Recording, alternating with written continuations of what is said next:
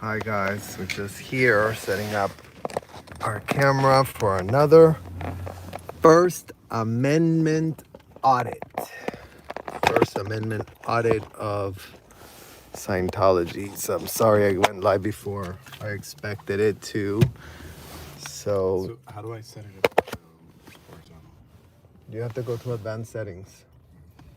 So you have to, I told you that you have to go to advanced settings.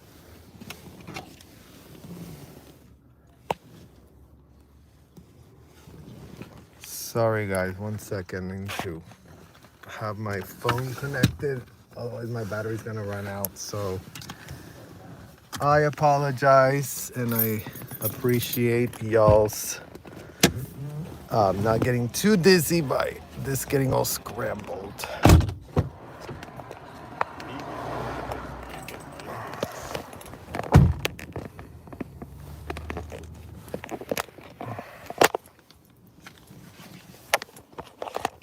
Okay, there. All right, well, the battery doesn't want to get plugged up, so. And our chat's scrambled again. Yay, so we can't read what y'all are saying.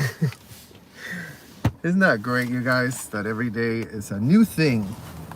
Every day is a new thing, like the LAPD, who for whatever in the hell reason, you guys, is still, showing up to continue to answer completely made up, completely made up fake phone calls. Fake phone calls being made where we're being accused of all manner of outrageous, unfounded, zero receipts brought by, whoever in the hell is calling them inside of the Scientology buildings. This time was brought to you by whoever in the hell sent them this afternoon earlier to detain Salomon and another guy. So here we thought the LAPD was learning about live streaming. Hi LAPD, hi, how are you doing there at the LAPD? We are allowed to do audits, just like Scientology audits people inside those buildings, LAPD. We are allowed to audit them outside the building. So isn't it great, you guys, that if we call the LAPD, who cares? We'll be there in 33 minutes, and y'all go check the receipts just posted by at literally Michael, my husband, who posted exactly the timeline of when the LAPD was called, when they showed up on the scene, what it took for us to go and find our own physical assaultant, as if my own husband didn't have to take it upon himself to go and chase him, because the LAPD did take their sweet old time, 33 minutes exactly, to answer our phone call.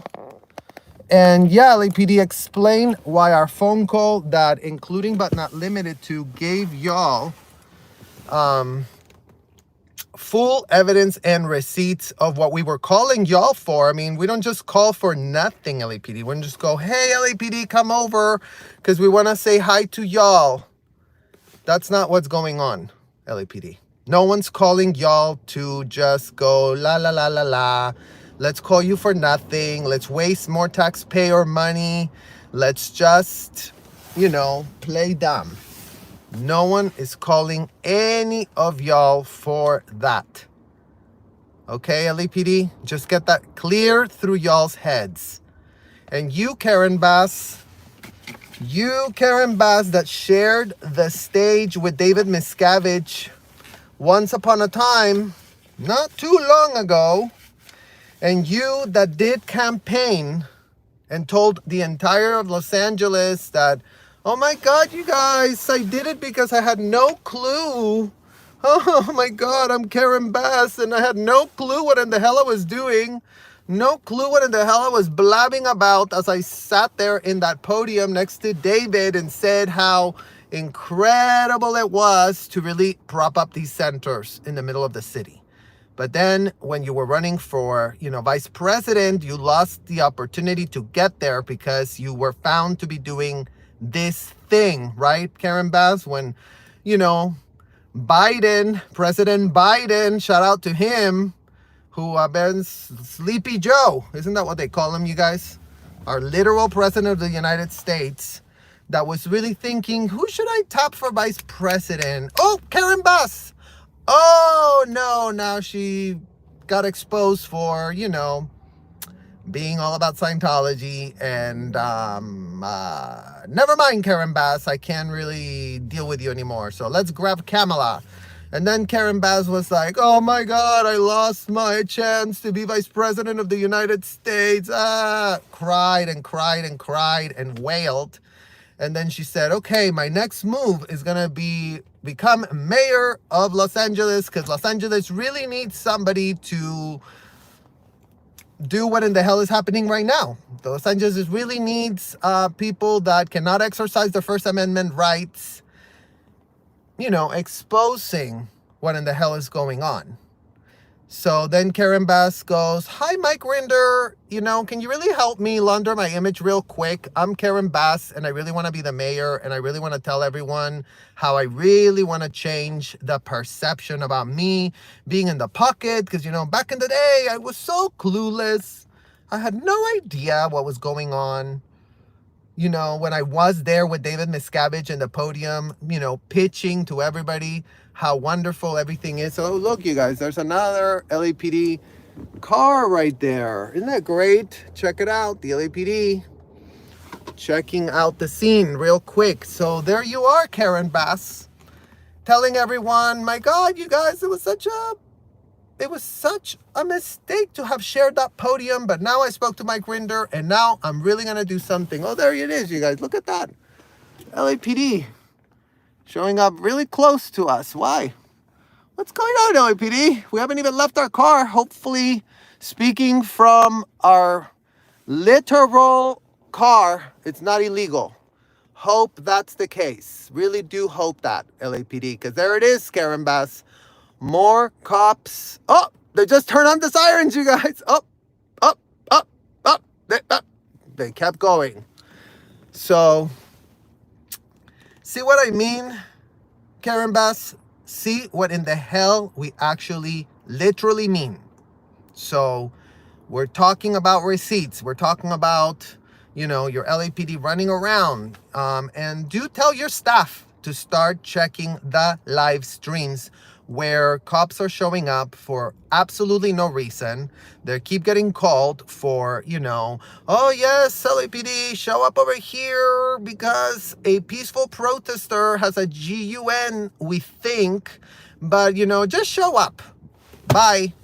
And then the LAPD quickly, okay, let's put you in handcuffs, let's detain you, because nobody will care that we do that. Nobody will care that we will abuse our power to detain First Amendment auditors. Nobody will care.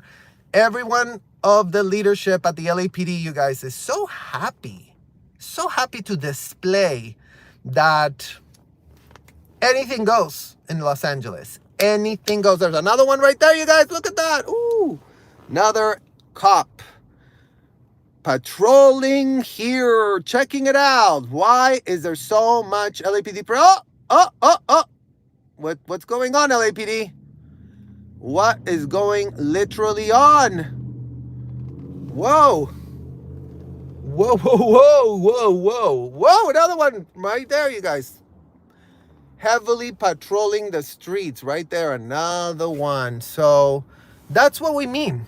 That's exactly what in the hell we mean. Why is the LAPD so pressed? Why are they pressed? Why are they showing up all the time? When the person who assaulted Aaron was found to have 5 knives, and he was let out in his own recognizance. Oh, another one right there, you guys. Another one. Run, LAPD. Run while you can. Run while y'all can. Oh. Let's just do an illegal turn in the middle of the street. Let's really go and be right there, you guys. There's the cops right there, getting paid to patrol this city and getting paid apparently to falsely detain people that Scientology calls with completely outrageous, unfounded allegations. That's what it's called, the LAPD. Unfounded, fake allegations. Completely not very First Amendment, is it? To call you and blab a complete and utter lie. Not very good to do that, right, LAPD? Oops, there he goes, you guys. Whoa, oh, now it's turning again. What? Where are you going, LAPD? Come back. Come back. Oh, you guys, we lost the LAPD again. But they are circling around a lot. We haven't even left our car, LAPD. Haven't even left it. We're literally still stuck here because we're just processing a 16-year-old that you put in cuffs behind its back when, you did get a report, apparently, that somebody had a g.u.n. and yet not a shred of any evidence has been presented. So it would be really great for y'all at the LAPD press department, y'all's press department that did put up that statement about how y'all really were about to do something and, all that stuff about, let's not even get into it, you guys. Let's not digress. But let's let Karen Bass know how lives work, because there's 203 of y'all showing up right now, Karen Bass. So when y'all see us small little tiny ants that we are, walking on sidewalks, talking to ourselves, like almost like as if we're like, shh, something's wrong with them, like they're just talking to a phone nonstop. I mean, they don't understand, you guys, that we're talking to, 200 people showing up on a live to protest, peacefully protest, to peacefully ask ourselves questions outside of these buildings, to peacefully check out why in the hell they're locking everything up, putting up all those blinds, closing up everything, because nothing says we got nothing to hide like hiding everything. So those are the things that are not making sense, Karen Bass. Those are the things that are not really lining up on your record as you sit there allowing all of this to happen. And do have your staffers check the live streams, Karen. Check that out for yourself. You are the top leader of this city. All of these fake detentions made by completely unfounded, outrageous, delusional, you would almost say, right, you guys? And again, sorry that we can't actually read the comments, because, the comments are all jammed up on our lives. So I guess that's just, YouTube's algorithm, whatever, who knows? But, we're still having to show up. So we're still having to show up and ask a lot of questions to ourselves on the streets, coming with absolutely not a shred of weapon. So just get that straight through your head. We're not here to hurt nobody. We were hurt as kids, Karen Bass. You better believe we were hurt. Our passports were confiscated when we were told we were volunteers, including but not limited to when we were minors. So do tell your staff to Google the law and check with your staff if minors' passports ending up confiscated inside these buildings isn't a sign of, child trafficking 101, right? Because that would be great to start understanding for ourselves, because what we see in the law says it is. But apparently y'all's cozy relationship with these hotels and commercial buildings could not be any more cozier, Karen Bass. And you have shown zero, look at this, zero ethics change. That's what it's called in Scientology, having no ethics change. Literally getting caught in the act, literally doing illegal things on live that, including but not limited to 187 people, are finding out about immediately, is called we are living. We are telling y'all what we're doing. OSA is literally seeing what we're saying here. And they just hate that we are talking, Karen Bass, because as children, believe it or not, we had no First Amendment right, even though we were brought into this country to allegedly be volunteers. A 15-year-old volunteer, Karen Bass, is who I was at 15 years old when, you know, I was brought across the border from Mexico, you know, and told to come volunteer at a hotel that's sort of a church. And there it is, Karen Bass, the place where the David Miscavige, the one that you shared a podium with not so long ago, something we have on video, so don't think that we're just saying you did that and have nothing to share as a receipt. Don't think that we would just make up something so outrageous like that. And don't think that we're just gonna be delusionally, you know, making points that we cannot back up with receipts, Karen. So just check that out for yourself. Your record is in the toilet.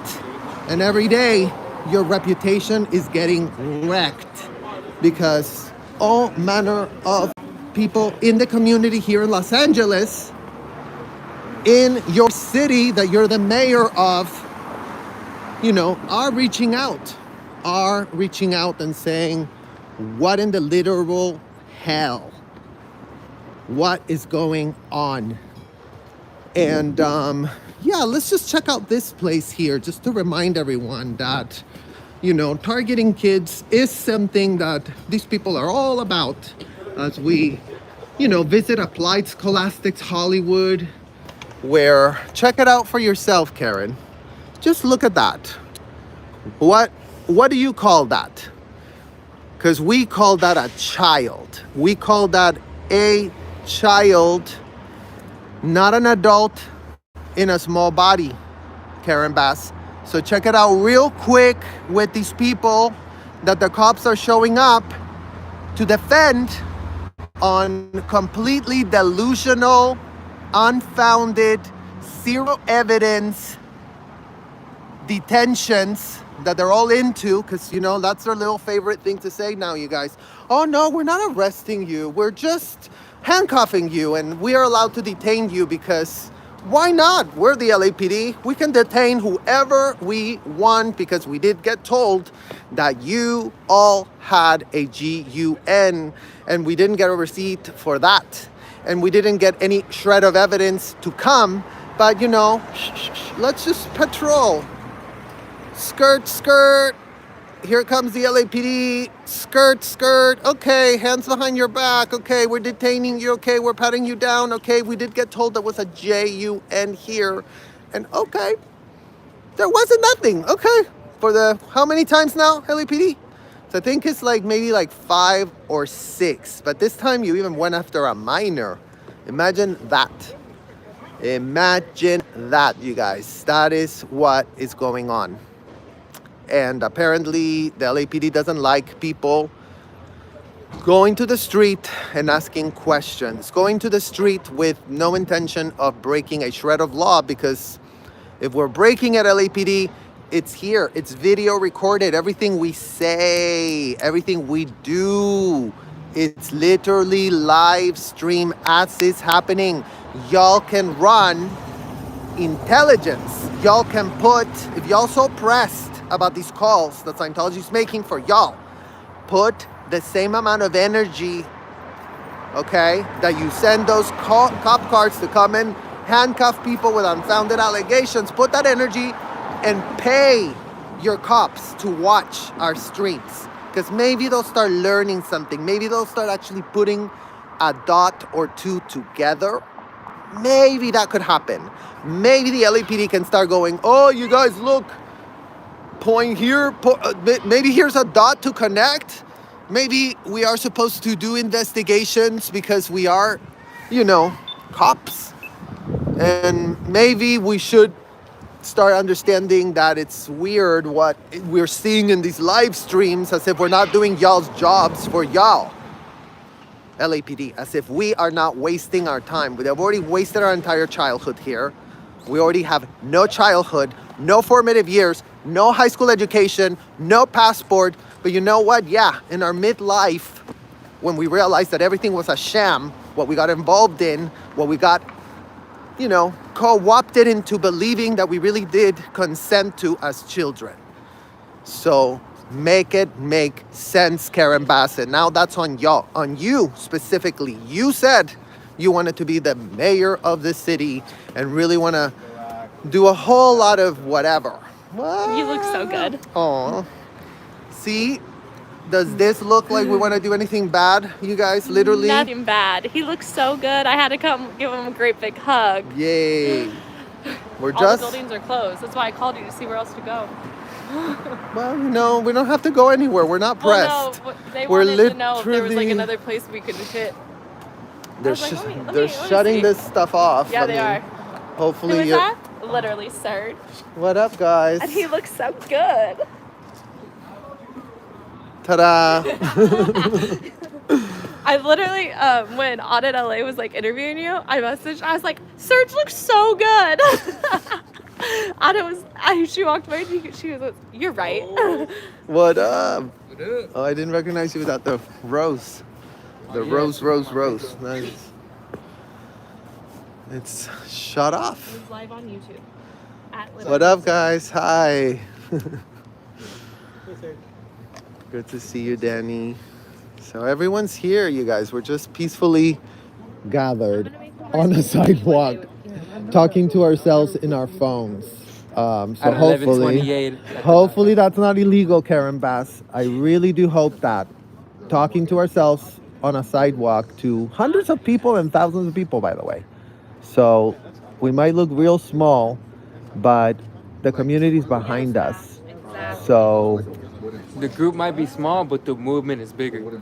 I mean, check out the numbers. It's called live streaming, and you can actually see our numbers in real time. Thousands and thousands and thousands. Just as they're, just add it up, all these live streams. We literally tell you guys everyone's handle. We encourage the LAPD to watch everything we do. We're surveilling ourselves for y'all, literally going like, hey guys, check this out. Look where we are.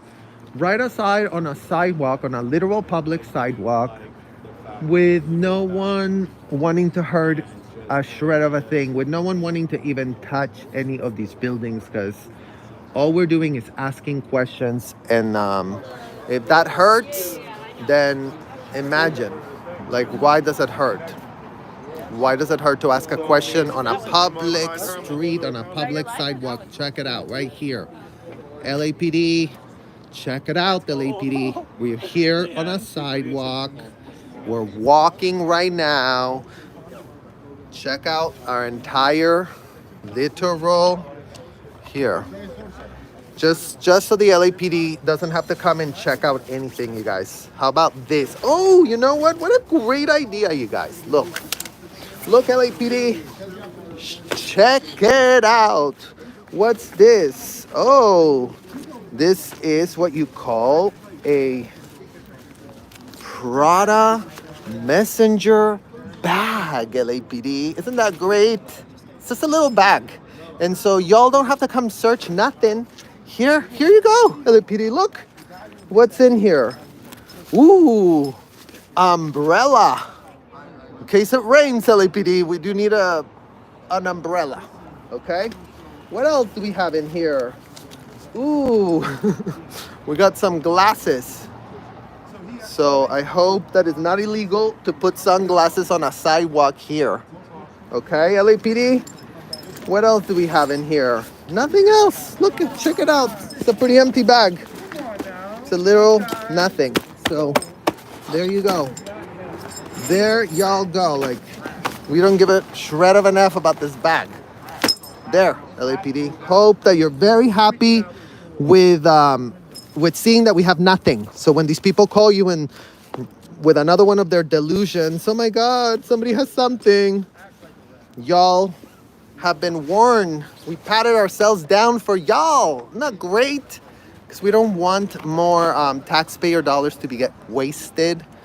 We actually are, thinking for y'all. We'd rather y'all get paid to actually do a job than to, just show up here for no reason whatsoever. So, yeah, we couldn't be more harmless, but they couldn't be more press inside those buildings. So that is the real question of the moment today. We're asking ourselves, why are y'all so pressed? Why are these buildings now fully blacked out? Because now they really, every day they go through another crisis management situation ship where, if something was not transparent before, let's go for it again. And shout out to Michael, you guys, that is on his very first live tonight across the street, also auditing and talking to himself on the sidewalk. Check that out, LAPD. Check that out. And shout out to his father, who did spend his entire life LAPD. Just so you know, we are a blue family, and we do know that not every cop is a lapdog for these people. But you know what? There are people that are acting like lapdogs in your organization, and y'all are getting called out because there's a family that is blue, that is not anti-cop, that is literally just chilling and walking the streets. So don't get pressed, because look what is going on. Y'all have eyeballs on us, thanks to us. So shout out to us that are showing up here. Shout out to LA Streets, who did get his TikTok account banned and canceled, just like Jessica Palmadesa today, because TikTok is, having their little offices in Los Angeles where they are getting complaints by the president's office, perhaps, you guys. That's how it works. The president's office of Celebrity Center is, close to the TikTok people, because they have a whole stable of Scientology celebrity TikTokers that might be, may or may not be using undue influence to make some sort of point. Okay, so let's really kind of like ground ourselves and really think about that fact that 3 accounts, Jessica Palmadesa's account got banned and canceled and terminated. 2 accounts, one that didn't even have a shred of videos on it, was also apparently violating community lines for having posted no videos, right? That makes a lot of sense, you guys, doesn't it? Hi, Jennifer. We absolutely need an outfit check. Prada makes the best bags and sunglasses. Where are your green ones from? Obsessed. Thank you for all you do. You're such a light in the dark world. Well, thank you, Jennifer. Yeah, let's show the LAPD. Because you know what? We didn't show y'all at the LAPD. You don't have to. Let's do a check, you guys. It's exactly what we need to do. You're very, very right. And not to talk about our outfit, LAPD, but literally, kid you not, we want to talk to y'all about what may or may not be in our jacket, right? Because let's make sure that we have nothing in our jacket. Let's make sure that there's nothing around so that these people cannot be delusional. So here's the jacket, LAPD. Look, nothing, right? Or something coming out of it. Something coming out, you guys, let's check. Are we hiding anything in this jacket? Because you know what? That's going to be a mandatory thing, y'all. We're going to start telling everyone to, undress yourselves here. Make sure you got nothing going on. Here, LAPD. Here. My God. Check. Do we have anything? Oh, what if we hide something in our boot, right? Let's just literally take our boots off. See? Like at the airport. Let's really anything hiding?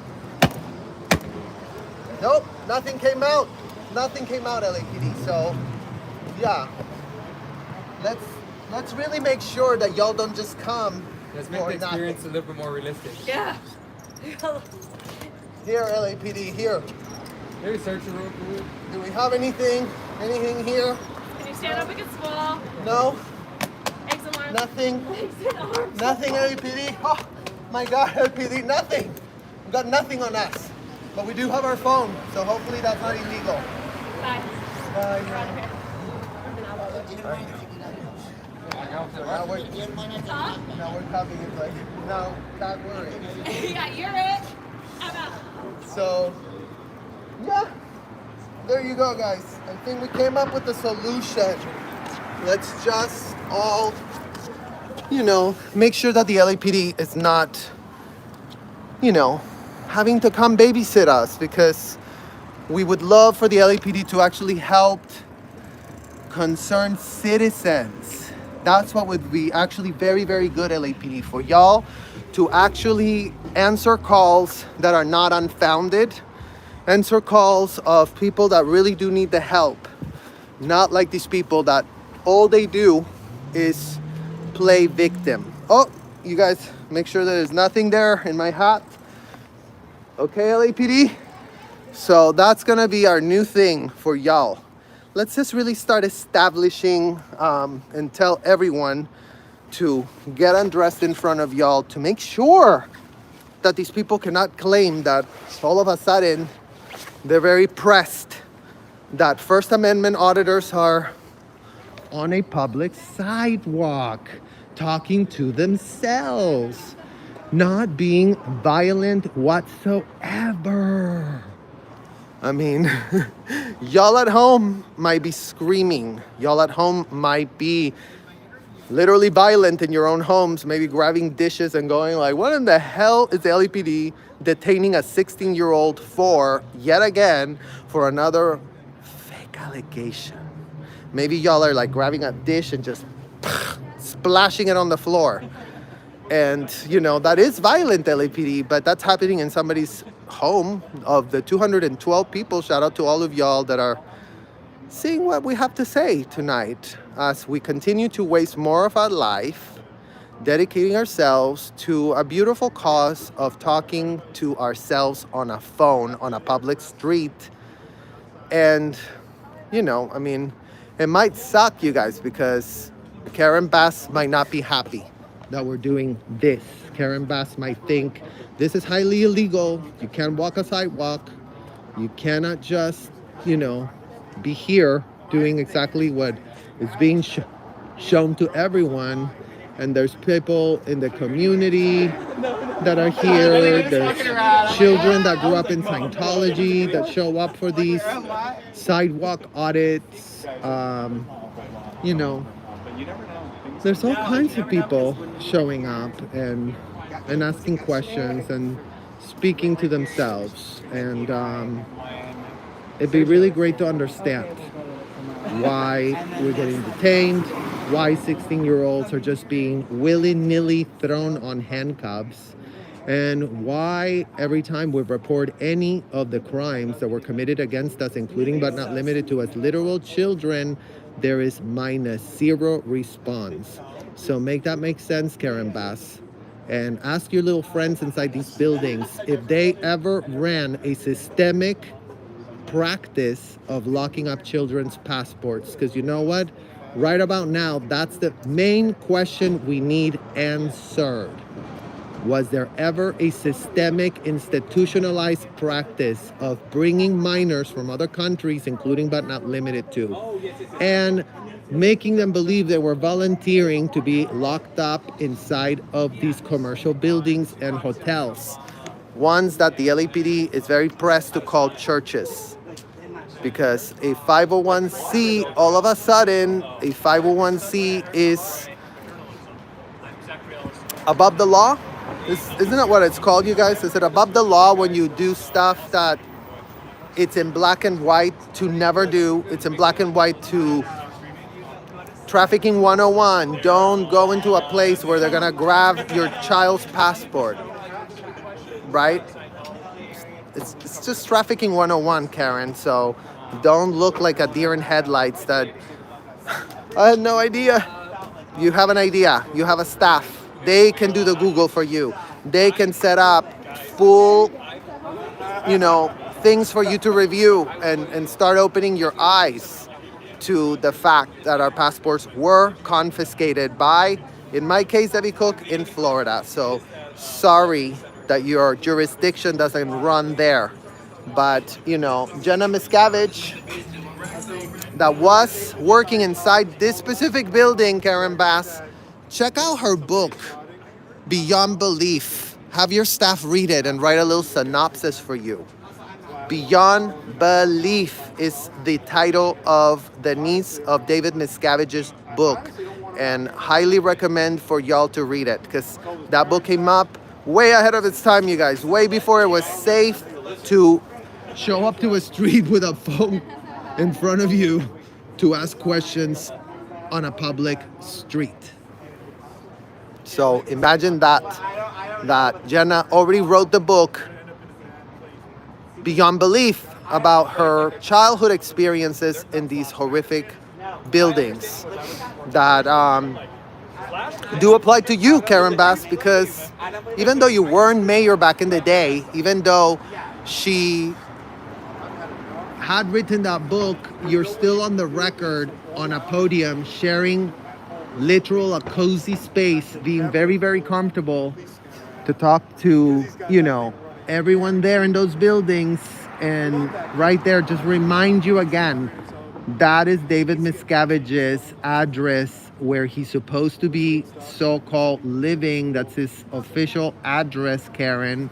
And, all manner of servers have been showing up here pleading for someone to, just take the child trafficking lawsuit, federal child trafficking lawsuit that it's filed in Florida. Just have your staff check it out, because, apparently lawyers, you guys, cannot just type whatever dumb allegations that anybody just wants to make for themselves without putting their law license on the line. That's what in the hell it's called, a client-attorney relationship. And lawyers, if they just write whatever in the hell they're told to write, oh yeah, let's write that allegation, that sounds real great, let's have no evidence for it, let's have no way of backing it up, that's not what happens in lawsuits, Karen Bass. And just check out the attorneys that put together that child trafficking lawsuit in Florida, where kids were being taken to the real mothership, you guys. If y'all think that these are motherships here, let's see if they have any here. Let's do a little extendo for y'all. Let's see what we find, you guys. Let's become OTs together. Let's elevate into the sky and check out what in the hell could be behind these,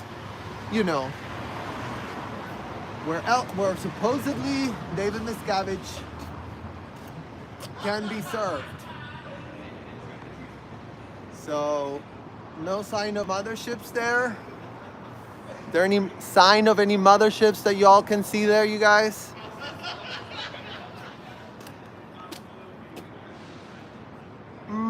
Interesting. Very, very interesting. Okay. All right. So, the mothership of all motherships, you guys, is that Free Winds. And if you don't know what the Free Winds is, it's a little ship that Scientology bought for itself. An asbestos-infested ship.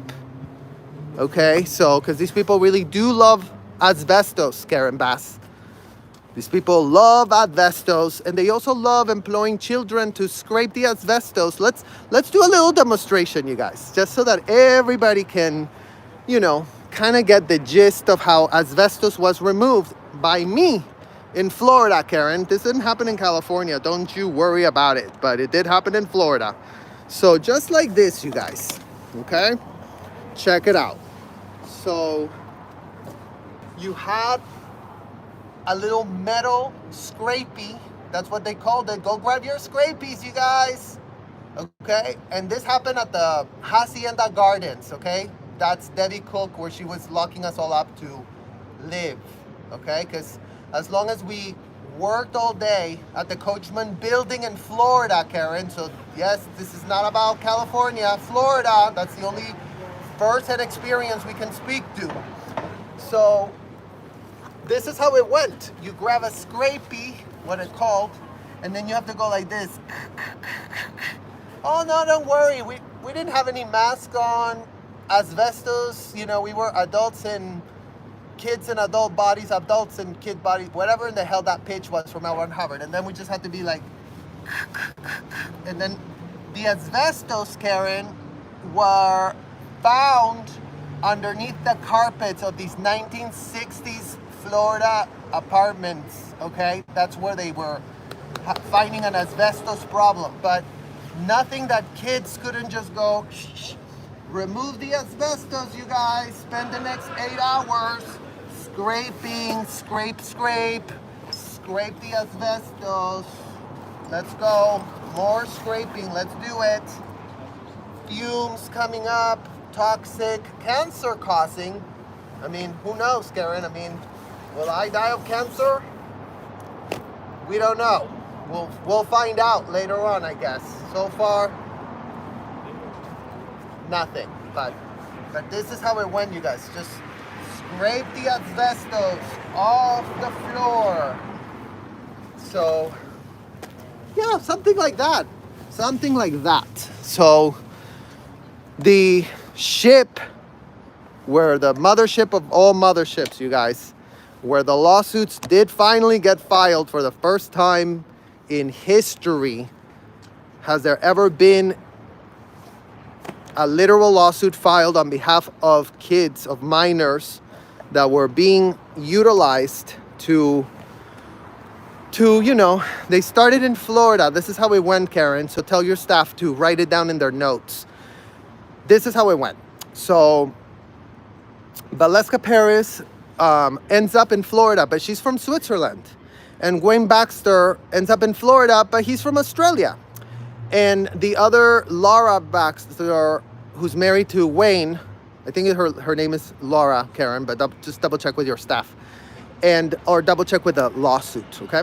So those 3 kids, all minors, brought to Florida to Debbie Cook's hotels, Angie Blankenship's hotels, because Valeska was a Commodore's messenger person, and Commodore's messengers were under Tom DeVocht and Angie Blankenship at the time. Oh, and Pilar Saldarriaga too. So could have been those 3 captains of that stuff.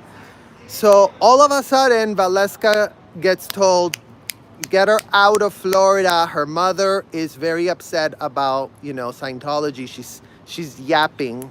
So she's a liability. Bye-bye. Go to that ship where, you know, no one will be able to find you. No one will be able to grab you. Jurisdiction couldn't be anywhere to be found because it's just a floating ship floating away. And passport confiscation, Karen, very prevalent in that ship. And you can also look at Don Jason.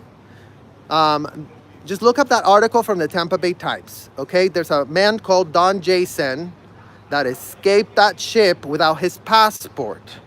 So the whole story that the Tampa Bay Times did type for themselves back in the day was all about how he escaped the ship and just grabbed the string from the ship to the port and had to like MacGyver it all the way down to the port and had to like run to the place and be like, I have no ID on me, but I am an American citizen and I'm, you know, stuck in that ship. So shout out to the adults that were able to escape these disgusting places, you guys, commercial buildings, hotels, and ships where, you know, they did manage to escape without their passport. And that has already been covered by the corporate, pathetic media that did cradle and canoodle them and didn't pull any shred of string after they came up talking about crazy things like, why was your passport locked up? Why couldn't you leave the ship at your will, at your own volition if you were a volunteer? Why? So that happened to more kids, to the real mothership of all motherships, you guys. So Google the free wins. And since these guys do love asbestos, Okay, check out the situationship of the asbestos problem that disgusting asbestos filled ship has been, alleged to have. Okay, so just check it out. It's on YouTube. Just type out the most toxic ship in the world, or we'll put a link in the description later when we get a chance. But yeah, a lot of asbestos removal, a lot of knowing all about it. I mean, as if literally, let's show you all right here. Let's show you all right here all about asbestos. Warning, asbestos in this building. Look at that. They love asbestos here. Warning, entering this area can expose you to asbestos. From building materials, asbestos is known to the state of California to cause cancer. Entering this area can expose you to the carbon monoxide from gas burning appliances, equipment. Carbon monoxide is known to the state of California to cause birth defects or reproductive harm. For more information, please go and visit www.p65warningscalifornia.gov. So asbestos can be found in these buildings as stated right here, and asbestos can actually be found also inside their Free Winds ship, the mothership of all ships. So if y'all think that these buses are the motherships, they're the baby motherships, because their big mothership can be found floating around the Caribbean with all manner of passports locked up and filled with asbestos that, does get removed and scraped off by kids such as myself. Not at the ship, but, at their Clearwater, Florida location. So who knows if this building has been removed from asbestos, because, Scientology lawyers probably did tell them, oh, you guys, we really do have to put out warning there about the asbestos, because it does say that we're supposed to let people know if our buildings are filled with asbestos. So shout out to Scientology for keeping it real, you guys. Shout out to them for keeping it real and putting that little note so everybody knows how toxic their buildings can be. And, shout out to them also about the whole thing about, can cause birth defects. Nobody in those buildings is getting pregnant and carrying out the term of any baby, because quickly OSA goes, whoa, you signed a building-year contract. What are you thinking? What are you thinking getting pregnant? What do you think this is? We're saving the world. Hello, we're saving the world. We're saving the literal world, and you did sign a building-year contract, so in what world are you, Sea Org member, thinking that you can really carry out your pregnancy? Don't you want to continue saving the world for yourself? Don't you want to continue doing that inside these buildings? Don't you want to continue, breathing the asbestos that's all over our building? And not a lot of babies are being born, you guys, but apparently they are pressed to advise everybody all about how, asbestos is warning. So there's our little asbestos story of the day, you guys. There's a little asbestos story. And here are the kids on the sidewalk.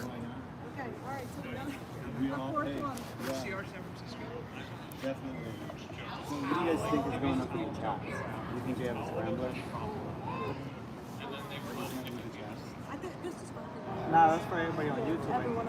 Everybody on YouTube. I would hope. You have that? Scrambled, yeah. Scrambled eggs, guys. So can't read your chats. We're just. Oh, that's smart. So we're gonna have to buy a new phone, you guys, so we can, advert. Yeah, you can use it now that your TikTok is banned for no reason. So shout out to TikTok and anyone at TikTok offices in Los Angeles working with the president's office at Celebrity Center, where y'all are filing your complaints and may or may not be using your stable of so-called Scientology celebrities to, say you wouldn't want our celebrities to no longer TikTok for y'all. So cancel Streets and Jessica's TikToks so that y'all can continue having our stable of Scientology celebrities showing up and doing TikToks. So maybe we should all cancel the Scientology celebrities, you guys, and cancel being there for them on TikTok, since they are the ones that fund everything that goes on in these buildings. So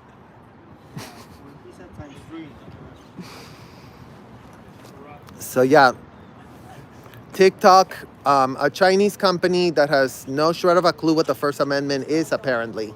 A Chinese company that, you know, would be very against what we're doing. Chinese company that, you know, there is no First Amendment in China. Yeah, I am. Do you want to get matching Genu tramp stamps? Look at this, guys. Whoa.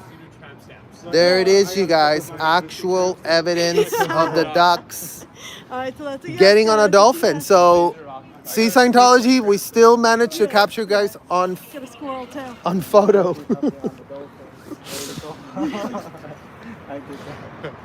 That's what you do in your spare time. No matter what, we still see what you're doing in photos, even when you try to hide your dolphins and your motherships from us. We already have the evidence. We have it. We don't need more. Yeah. Okie dokie. It's time to wrap it up. Yeah. Should they come? They gotta come at some point. They gotta come at some point. Hope this isn't illegal, LAPD. Hope this is not illegal right here. They would have been here already. They got fired. That's really good enough. Yeah, there was no security guards here yesterday. I mean, they were not really security. They were just moving the thing. Yeah, there's. Well, but your questioning of the trafficking shut this down now. Because, you know, every time it goes like that, they are crisis managing. Like, okay. Like, yeah. Because when he pointed out there were kids on the van the other day, he Yep. caught them. Yep. That's... Disgusting. They are nothing but a PR crisis management operation. It's like once they get caught, they get in trouble. Once they get in trouble, they have to come up with, okay, what's the solution? And then they have to like wrap up like program, like solution 1, 2, 3, we're gonna do this, we're gonna do that, and we're not gonna let this happen again. Sort of how they operate, always crisis managing. But you know, we're here to record it all, day by day. Send them into news crisis. Yeah? That really, really rainy day, my friend took me home and I left my extender in the car. Now we can look over. Yeah, sometimes it works. You have the extendo too? Not today, yeah. And then finally I got it back. I left it in the car when I got rescued from the rain. Nice. So. See you guys, we got giraffes. Giraffes that go I can't see over. anything up there, but with Matt's help, that's okay. With Matt's help, he can look at my Oh, you want it? my Okay. feed. Yeah, look how empty it is. Like, Yeah, it's why are empty. they not coming here? Because they've done crisis management already. This was a flap, and flaps get handled. In Scientology, flaps get handled. That's what they're called. This is a flap. We're getting called out. We're getting found out. What do we do? How do we not get found out again? Rolling Stone article done. Like that's the goal. They don't want any more major customers. Oh, Rolling Stone is laundering their image, if you ask me. What are you supposed to do right now? If the operation's not being... No, hold on. Let me tell this to that shot right there. All right, I have been They're just going to another building. I mean, they're just, you know, as crisis management, right? Like, they're trying to quell down the situation. I mean, they still want to bring people here. Like, this is disrupting their flow. So it's very disruptive what we're doing because they can't stand any sort of scrutiny. And, you know, but they're amphibious. They can just morph, right? Like, this was a problem. They have tons of buildings, so they just have to rework. How do we reorganize? Let's go here, let's put him over here where we don't really have to bust them. We just have to bring him in, and then you're staying there and doing everything from that other building where we don't even know where that is yet. They are going underground. Yeah, I mean, they have a tunnel underneath L. Ron Hubbard Way, so that is used so that people, you know, they're very, very pressed for people to not see the staff. Like, if you're a member, then you're so groomed to think this is all normal and all okay. So, but this level of scrutiny is It's never been questioned by outsiders, like ever. All these cameras and stuff. All these cameras, and I mean, you see that even their camera equipment is they're upping their game, face recognition, everything, Yeah. and it's like, great. That's just so great. You know, recognize Frosting us their windows. Like, recognize this. as if we're not literally putting ourselves on camera. Like it's just so, it's outrageous.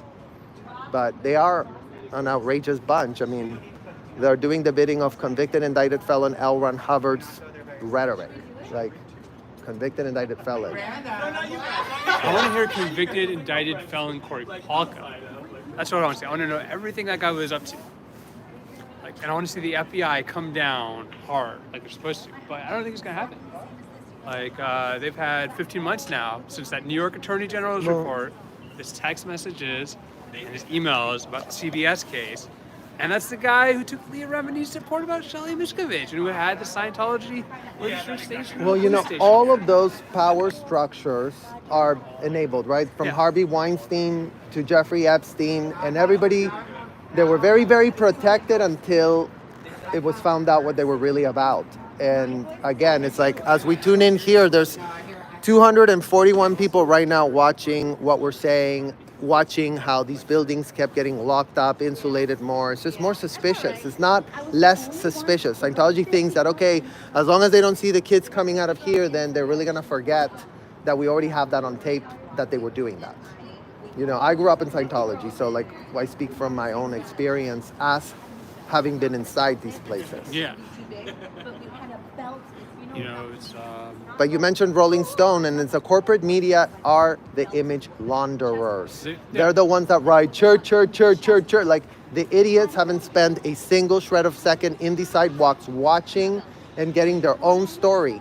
They run to all these executives that have all manner of vested interest in lying and laundering their image, and they have a very cozy relationship because the press is so thirsty to just write something down so they can cash a quick check for themselves and quickly, okay, what happened? Okay, let me just type that up real quick.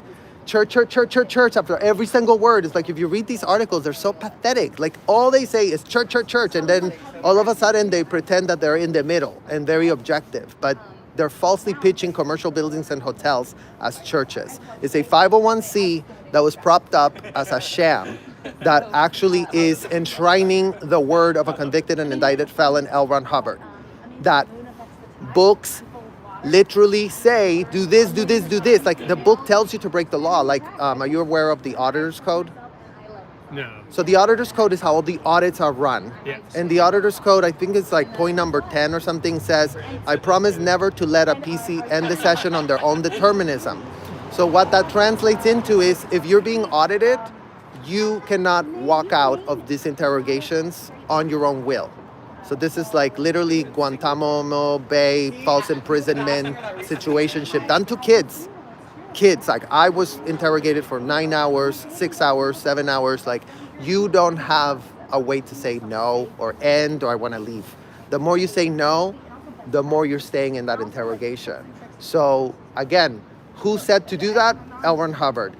Who did that? The auditors, like including us as kids getting groomed with dolls, because all of these Scientology courtrooms are filled with teddy bears and rag dolls, and everybody's like doing this in front of everybody. So everybody watches it, everybody sees it. All the adults are A-okay with everything because they purport that it couldn't be more of a religious experience they're having themselves, as all of these things get groomed at an industrial size scale. And here we are, outside of their building, asking questions. And what kids should be doing, obviously. Well, and that's what this is about. You know, 21 and under cannot consent to any of these depraved role plays, which is what it is. Role plays that play out inside hotel rooms, being video recorded, being transcribed. So every one of the executives, every one of the adults, every one of the parents couldn't be more implicated themselves. Like, our parents put us in harm's way. Here you go get locked up against your will. Like, go get false imprisonment. I mean, that's what it's called if you can't leave the room. Like, what other setting do you have where you cannot escape on your own volition, other than, you know, having enough evidence on you for the police to detain you? Never mind that if you're even, you know, suspected of a crime, you get an advocate, you get a lawyer that can field questions for you. You get no advocate there. you get no one to field the questions. And in fact, if you complain to your parents about what in the hell they're doing to you, the parents write you up, send that to a case supervisor and says, oh, my child got audited and he's complaining about it. Audit him some more. Find out why he's not saying that he loves it. So you, as a child, you're always groomed to be like, oh my, you cannot get out of a room without saying that you love what they just did to you. As somebody who works in education or working in education, this sounds like the world's most unhealthy educational environment, devoid of free expression and free thought. In like extremes that like are not normal. Well, no, they're not. Behaviors at all. They're not normal, and again, it's like they're just our parents' own delusion and power trip with whatever in the hell this dictated, you know, and they are the ones that are being cradled and canoodled as infantile as they get, as they follow these, you know, science fiction writers, whatever, and they take it at face value. What it says in the book, you cannot change it, you cannot alter it, you cannot question it. So they leave their critical thinking skills at the door before checking into these hotels or commercial buildings. That's part of their contract. That's part of the L. Ron Hubbard policy. Like, they all get told, like, oh, you know, if you are questioning anything, the first line of defense for them is, apparently they tell you that if you're questioning anything, it's because you yourself have a misunderstood word. Okay, so like that. Oh, see you at Streets.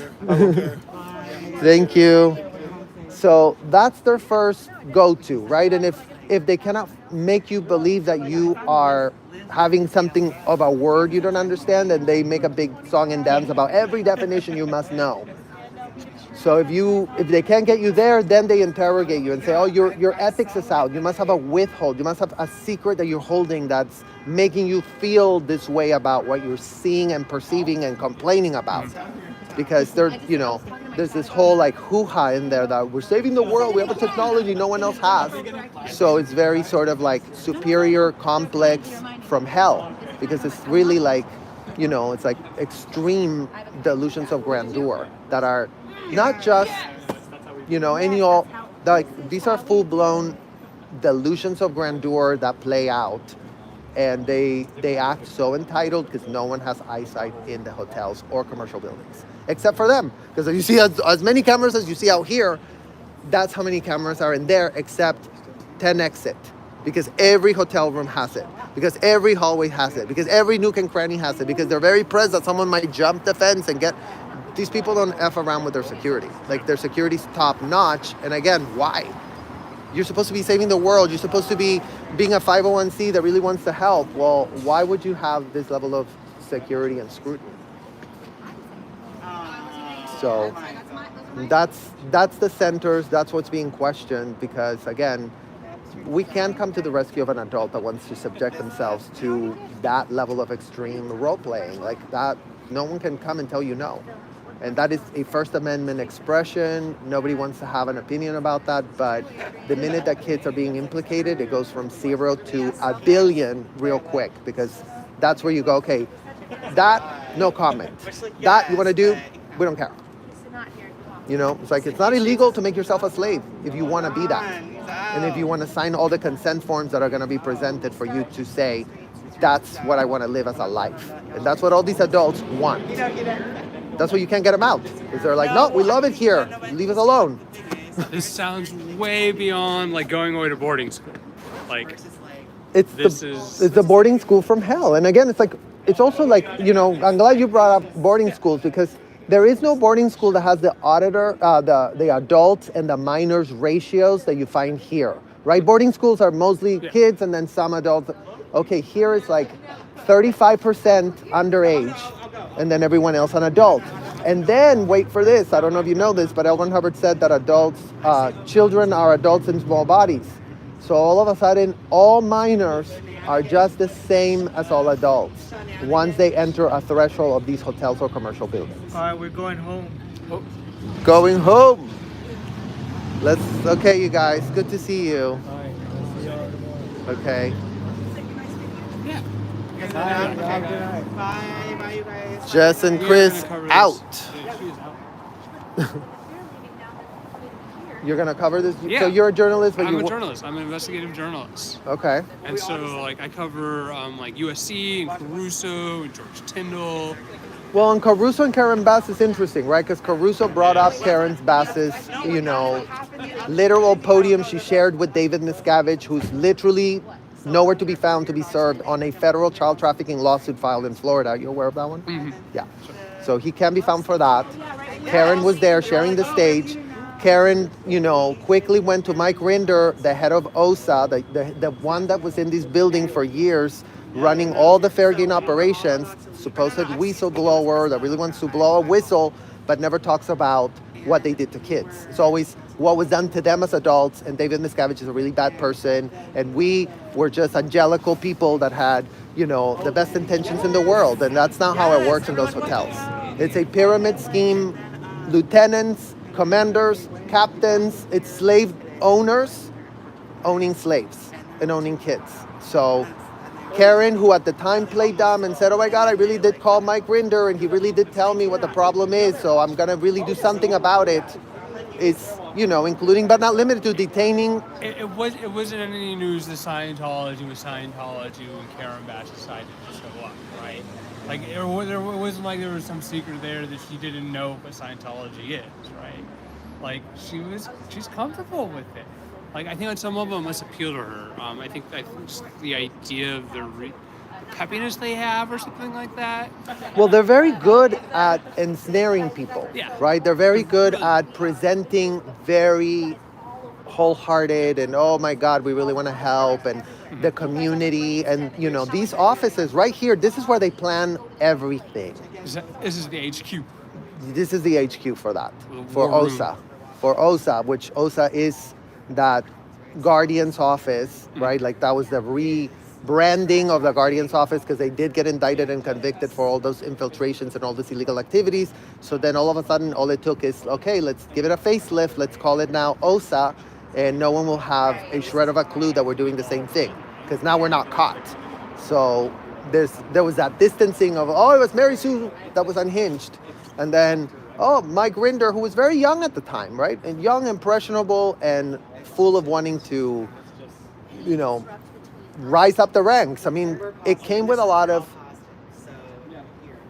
benefits to be an executive, And yes, it got more unhinged because for decades they were treated like royalty. Like executives were having minors iron their clothes, having minors make their beds. Like they didn't have to lift a finger because they were considered executives. And there's a policy from L. Ron Hubbard called executive preferential treatment. And so, because it's like, this is how L. Ron Hubbard pitched it. An executive is so important to Scientology that they shouldn't be, bothered by having to do this other work that someone else can be doing, so that they really spend the time expanding Scientology. And that's what was used to be like, okay, then minors can be your slaves, and y'all can just, act real, crazy in your fake military uniforms. And then all of a sudden, we have this whole entire group of people who couldn't be more groomed for this. It makes sense. Like, and then it's really crazy is, well, Karen Bass loves the Scientologists, but Caruso is in with the cops, and like, it seems like Michael Moore and like, Corey Palka, like, really do love the Scientologists. So it's kind of like on both ends of the LA spectrum, and then Caruso put money to attack Karen Bass over it because he's just shameless like that. Got it. Like he has, I don't think that had anything to do with Caruso and any sort of ideological thing. I was just about him winning at all costs. Like he must not be bothered. I don't think he's bothered by it. Caruso's not going to pick a fight with a group like this. And he's certainly going to keep the police happy if they're giving money to the police. And why Caruso? Why wouldn't you have a problem with a place that brings minors from all over the world? Because that would be great for you to get on the public record. Caruso, the Catholic, who went to Rome and met with the Pope, the Catholic Church, like Caruso is like totally cool with that. He's totally cool with this too, just the same as Karen Bass. Yeah, and if y'all didn't know, now you know, because we are exercising our First Amendment right. We're speaking on a public street. We're literally just asking questions on a public street, which we are allowed to have. Like, this is a shock to me. I grew up in this place. Like, the fact that there's 227 people here watching on a live stream is the only reason that I ever even thought of being able to do this, because, you know, our whole lives we know what we've been up against, and we had no witnesses, right? And No, they don't. and now we do have witnesses. Now we can be protected by the facts, right? Because the LAPD can show up here and put us in handcuffs, and I've already stripped myself down in front because they, you know, like, why not do their job for them so that these people cannot say we have a g.u.n.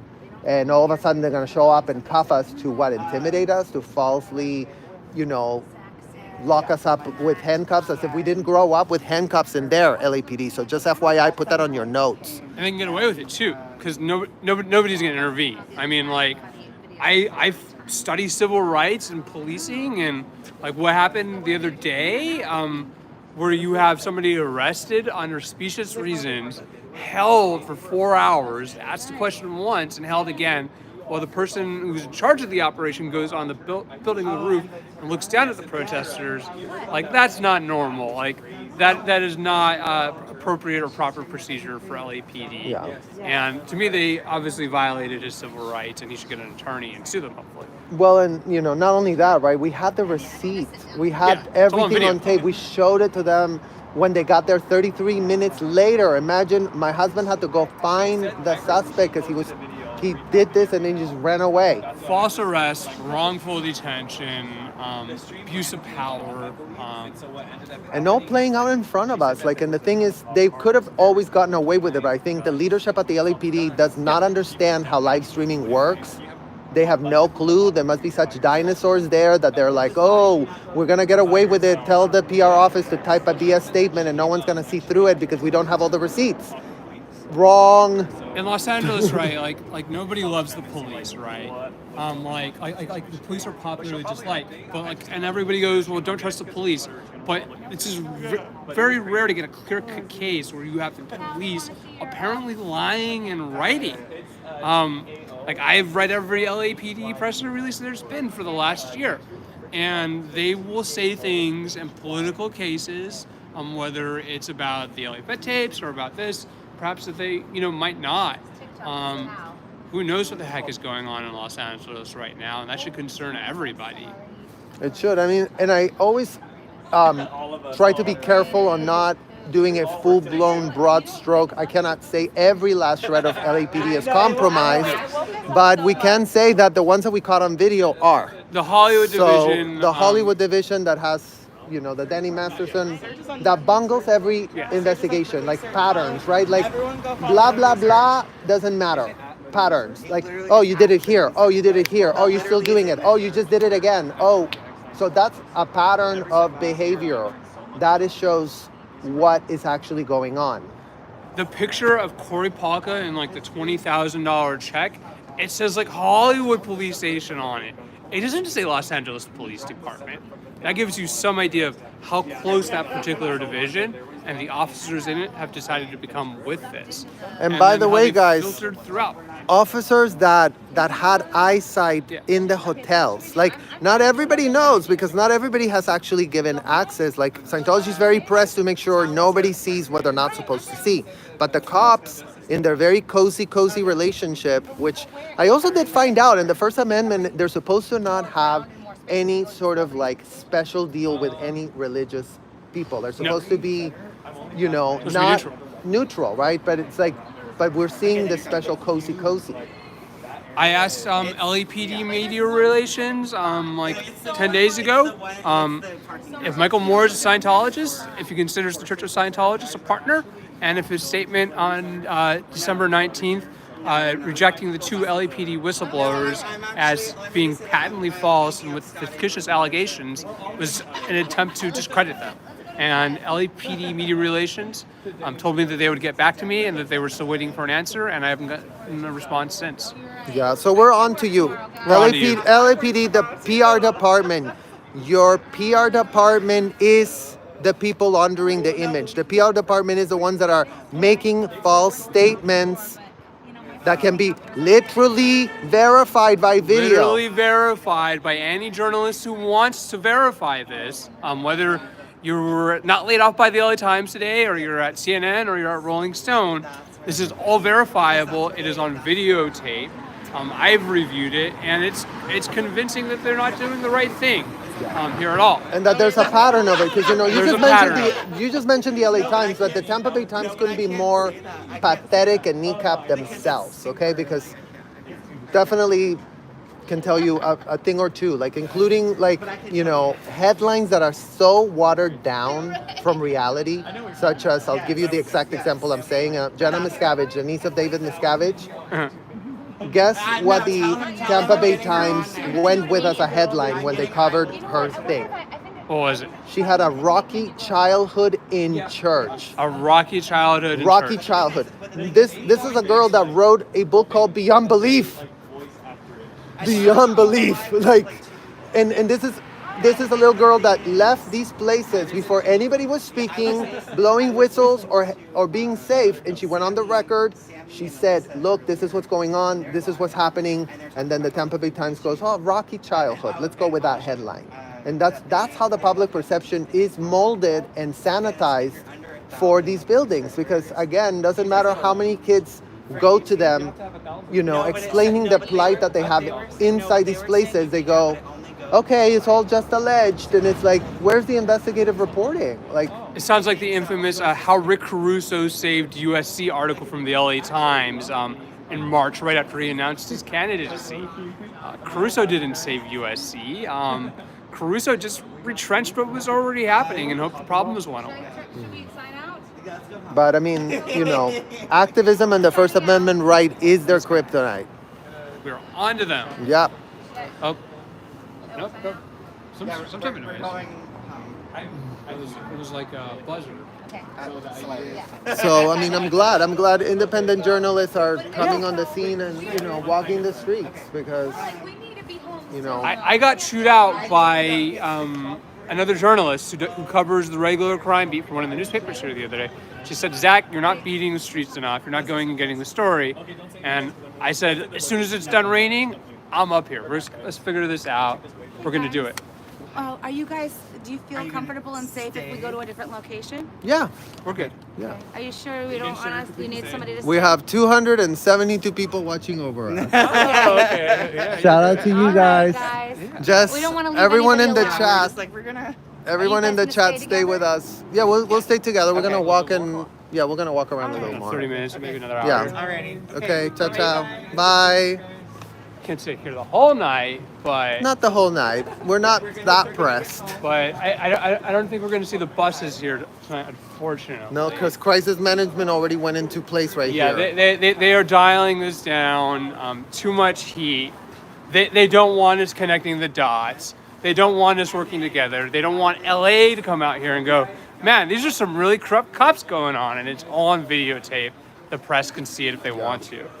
That's right, cops. And we have George Floyd, who was caught on tape doing what in the hell you've been doing, and then all of a sudden, y'all didn't get just off scot-free, because video receipts are the platinum of receipts. We had Corey Palka, a corrupt LAPD commander who mistook Leah Remini's missing persons report for Sally Miscavige, out here taking a knee with protesters over George Floyd and then giving white power hand signals on videotape and on camera. So, this idea that LAPD right now doesn't have a serious credibility problem is not, following the papers of record and the facts and not looking at the pieces, because they do. As long as they're able to lie convincingly and nobody questions it, they're going to keep getting away with it. Right. But y'all that are tuning into these chats, 269 of you are joining us. Hi, LAPD. What up? Hi. Say hi, you guys. They're flying their helicopters, making sure that, we couldn't hurt somebody with our phone asking questions on a street. Apparently, that might be something that they don't like. Too much First Amendment. Too much. Well, and for me that lived in this situation, asking questions was never anything safe as a child, right? So in this programming stays with you your whole life. I mean, I'm in my midlife right now. I'm 45 years old, and it's taken me to come to 45 to walk a street and ask questions. Like, I've never done this. I could have never done this. If I didn't have 273 people watching over me, I couldn't do it. Oh, hi, LAPD. Hello. Hi. How are y'all? Hi. How's it going? We're like, hi, we're friendly too. Good evening. It's beautiful tonight in Hollywood. It's a beautiful night. It's a beautiful to night in ask Hollywood, questions. California. To ask questions on L. Ron Hubbard, convicted, indicted felon. Google it. L. Ron Hubbard is a convicted, indicted felon. Google it. Is Chief Moore a Scientologist? So they did say hi to us, you guys. They rolled down the window and they waved. Not Very great. impressive, very impressive. A little bit of friendly engagement will take you a very long way in life, even with police. Well, and I'll tell you, it cannot be that every single one of them is corrupt. No. Cannot be. Like, that's just not a thing. But the ones that are corrupt are setting the tone, and that's how it works. Leadership sets the tone, especially in these structures of commander and this one and that one and that one. That's what happens. If the top of the head of the fish stinks, then everything else is rotten and corrupted. But You said it, corruption. It's like rats. Like, we got a rat problem in the LAPD, and we just got to get a handle on it. Whether it's Hollywood or headquarters or media relations, we got to get a hold of this LAPD rat problem.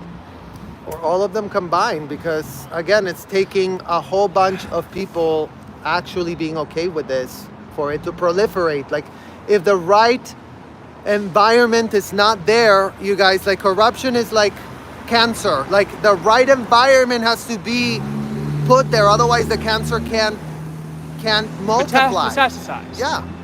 So To spread. And we're up to 279? We're going up, and 279. it's late night in Hollywood. 299, almost 300, you guys. Almost 300. There we go. So, 300 likes. Disrupt Scientology, make it hard for them to operate. They don't like this going on. They don't like journalists poking around this. They don't like it making LAPD look bad. And we're being safe and having fun in Hollywood, California. Yeah, having fun that y'all can watch. We're having I'm fun. smiling. We're smiling. I'm smiling. We're not threatening anybody. We don't want to touch a single soul. Literally, no thanks. That's what y'all are there for. Y'all are the ones with the handcuffs. We don't have that power. The Constitution does not give us power to go, oh, here, come here. Let me put handcuffs on you. Let me detain you. Not a right that as Americans we have. Not a right. It's not a thing. We cannot even touch someone because that's already too much. This is like not American. This goes way beyond the Puritans and the Quakers. Like, this is not that. This is something different. This is commercialized religion, run amok, trying to take people in and break them down. Well, it really is modern day slavery, what it is, right? Because the whole, even the pitch of it's a religion, right? It's like, in what world is a convicted, indicted felon an American-born God? Because that's what's being questioned. The source of the so-called religion was Jesus Christ a convicted, indicted felon, you guys? Last time I checked, he wasn't. Was his rhetoric inducing people to, including but not limited to, lock people against their will and, you know, launder felonies and float them on a needle? Like, that's not what it is. Like, yes, confession exists, but the priest is not asking you direct pointed questions to incriminate, to then use that. I mean, that's what L. Ron Hubbard did. Like, it doesn't make any sense. Like, you know, how was I as a 12-year-old? I got trained to be an auditor at 12. Got trained to be an auditor at 12. Because we were adulticized. Like, we were told that we were adults, right? So Yeah. since we were kids, our parents treated us as adults. Like, everything was like that. So by the time you got 12 and you always got treated as an adult, you really thought you were an adult. Life works in mysterious ways. I'm glad you're here with me tonight. Here on this Walk of Fame. Walk of fame and shame. Fame and shame, right here. Fame and shame. Scientology. He's an investigative reporter. Nice. What's your name? Zachary Ellison. Nice to meet you, Michael. You can find me on zacharyellison.substack.com. I cover Rick Caruso. I cover City Hall. I cover Scientology all the way. Yeah, well, we need y'all. We need y'all to Yeah. to, you know, investigate, to check it out, you know, to come to the street, to come here and just see what's going on, talk to kids that have been born in this. So We're working on it. Like, we are working on this. I got California Public Records Act requests in. I'm hassling media relations. I'm writing them. We're gonna write them up, and we're gonna keep spreading it, whether Rolling Stone wants to come out here or not. yeah, well, It's not gonna just go away right now, because right now there's too much problem. well, and the thing is, again, right, it's like Rolling Stone and the corporate media. I'll Yeah. just tell you my point of view on that, you know. The corporate media couldn't be more implicated themselves in laundering the image for these people. And as shown for like Jeffrey Epstein, right? How long was Jeffrey Epstein allowed to do whatever in the hell he did until, okay, then they really went with the story. Then they really cashed a lot of checks to really want to talk about it. But it's never at the right time. It's always at the time that is convenient for them to go with the story. And the thing is, what's been going on to kids in these buildings has been going on since the inception of this. Shelly Miscavige and David Miscavige were both trafficked as kids. David across state lines from New Jersey to L. Ron Hubbard's hands.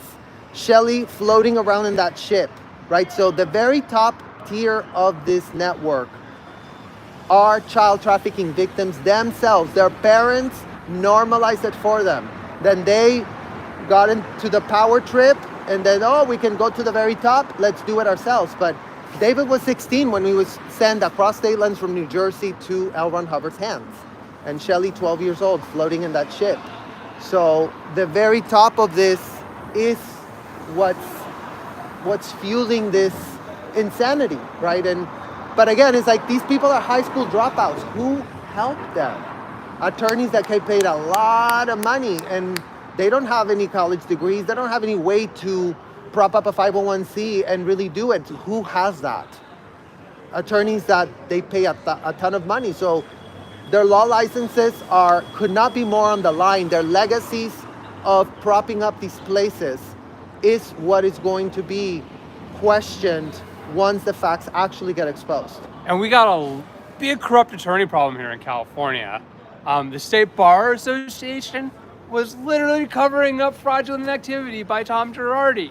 Thank you. The State Bar Association was not functional. I mean, it's just corrupt. Thank you for, again, all these problems are enabled, right? Because the Bar Association is supposed to investigate so attorneys cannot just go back wild, charge $1,000 an hour, get into a client-attorney relationship, which carries responsibilities for themselves. Like, they cannot lie on behalf of their client. Even if the client is a pathological liar, that doesn't protect their license, because they cannot make statements that are false just because their client told them that's what it was. Literally, that's just not how it works. They are, the State Bar Association is still probably not quite right. They don't take action against bad attorneys in California. That is the honest to God truth. And like the LA Times exposed it, and supposedly the bar changed, but nah, probably not. He says no.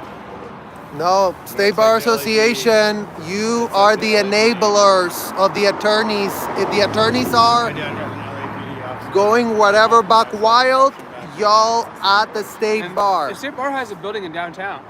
Like, Well, we'll be visiting you Yeah, soon, we'll go State visit Bar. them, We'll too. be visiting you very soon, and all of y'all are going to be coming with us, you know, to ask questions as we are allowed. Because corruption, again, the environment has to be there so that the corruption can really breathe. Okay, you guys? So let's really go home now, because I think we're done. And yeah, we're done right. you know, this is has been a over. great night, you guys. We'll stay on, though. We'll stay on for a minute. Let me just mute it for a second and say goodbye.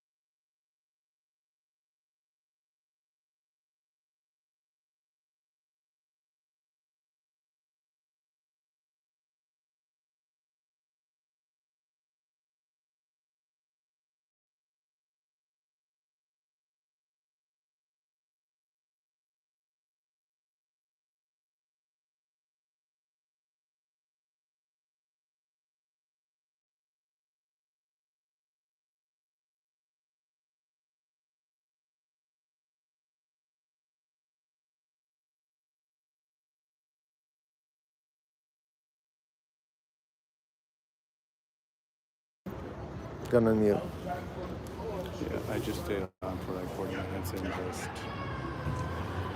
Hi guys. Hi, Osa. It's a late night. Hi, Osa. How are you, Kristen? How are you, Donatella? How are y'all? How are y'all? Because we're doing great. And your buildings are not doing so great. And the community is, catching up to all of y'all's lives. They're catching up quick. Because, turns out the community, and shout out to 222 of you that are checking out for yourselves, joining us, supporting us, seeing what in the hell is going on, hearing about the LAPD corruption. Shout out to this reporter that we did just meet, investigative reporter fired by the LA Times for, maybe asking too many questions, People really get pressed when they're asked questions that, shake up the foundation of their corruption, you guys. That's when you see them go, my God, let's really crisis manage this quickly, because we are getting called out, and our sham and our PR scam and our smokescreen couldn't be more wrecked. So that's what in the hell it's called, wrecking your reputation, doing things that are illegal, including but not limited to doing things that are not what the citizens of the city pay you to do. And it was great to hear. So that, little did we know that Rick Caruso was also shady AF. So Karen Bass and Rick apparently caught from the same cloth. Allegedly, Ricky, allegedly, you don't give a shred of an F about the city either. Allegedly is what an investigative reporter told us, you guys. I'm sure that he didn't just pull that out of his what, but we don't know yet. So we can't confirm or deny because, I haven't checked out the coverage because you know what? My bandwidth is only just so much, you guys. But it's interesting, isn't it great to hear from the community? Just remember, guys, we can read the comments, so don't feel that we are not trying to read y'all's comments, but definitely talk between yourselves. Definitely ask yourselves the questions that you need to ask about what we are all witnessing, because the LAPD press office, we did find out for ourselves, you guys, that that little PR office is, you know, compromised and corrupt, right? Because in what world can institutions really stand there empowered where their credibility is wrecked? Not very easy for the LAPD to show up and really be respected when, you know, we are going to pat ourselves down for you, LAPD. We are going to do that. Just FYI, just like we did tonight. I literally pat myself down. I showed everyone what's in my bag, and I think everyone should start doing that just so the LAPD can stop getting their panties in a bunch. That's what it's called, LAPD. Y'all's panties are in a literal bunch as you send cops to, including but not limited to, falsely detained minors, because they don't like the new generation finding out what in the hell they're doing. The new generation that, that has the smarts, you guys. It's called Connect the Dot. And apparently the dinosaurs at the LAPD leadership, because you know what? The people that are showing up at the scene, you guys, are the peons being sent to do the bidding of the dinosaurs, of the corrupt LAPD leadership. The fish stinks at the very, very top. So originally, this audit, this First Amendment audit that we're doing in the street, wasn't at all anything to do with the LAPD, to be honest. Like me, myself, I didn't never had anything to do with the LAPD. As we told you all, Michael's dad was in the LAPD his whole life, retired LAPD officer. So, there was definitely like shady stuff that Michael has told me about situationships with the LAPD. But, he did live, spend his entire life servicing Los Angeles and patrolling the streets back to the Rodney King riots, right? Imagine that we're not rioting, LAPD. Imagine that we are live streaming. That's the new rioting, okay? Dinosaurs at the LAPD that cannot just throw your weight around and expect to get very far when your citizens are not armed thanks to YouTube and not to TikTok. Shout out to Chinese disgusting company TikTok that has no shred of backbone and, apparently is a Chinese operation that has no shred of a clue what the First Amendment is, that really does believe it's up to them to tell people what to say under the guise of, oh, our community guidelines couldn't be more important to follow. So, TikTok, based in Los Angeles, TikTok run by American citizens that are not Chinese, but are under the leadership of China. TikTok offices of Los Angeles that are yapping with, including but not limited to, allegedly, possibly with the Celebrity Center president's office, you guys, who runs crisis management too. So shout out to you, China, for really sending off this platform that, can silence any sort of activist asking questions on a public street. Shout out to y'all in China that are really effectively doing y'all's job. Oh, we got a super chat. Thank you so much. What do you guys say? Because we can read super chats. You guys. Oh, hold on. Click on it. Why can I click? Oh, here we go. Hopefully COS will be destroyed before it can grow as large as a cult like Christianity. As a survivor of Christianity, I see similarities. Both are brainwashing, abusive cults, and both hide it well. Religious trauma is real. Thank you, Brave Kistral, so much for your super chat, and we stand united with you as survivors of religious trauma, as survivors of people doing stuff. And 1 second, you guys, 1 second.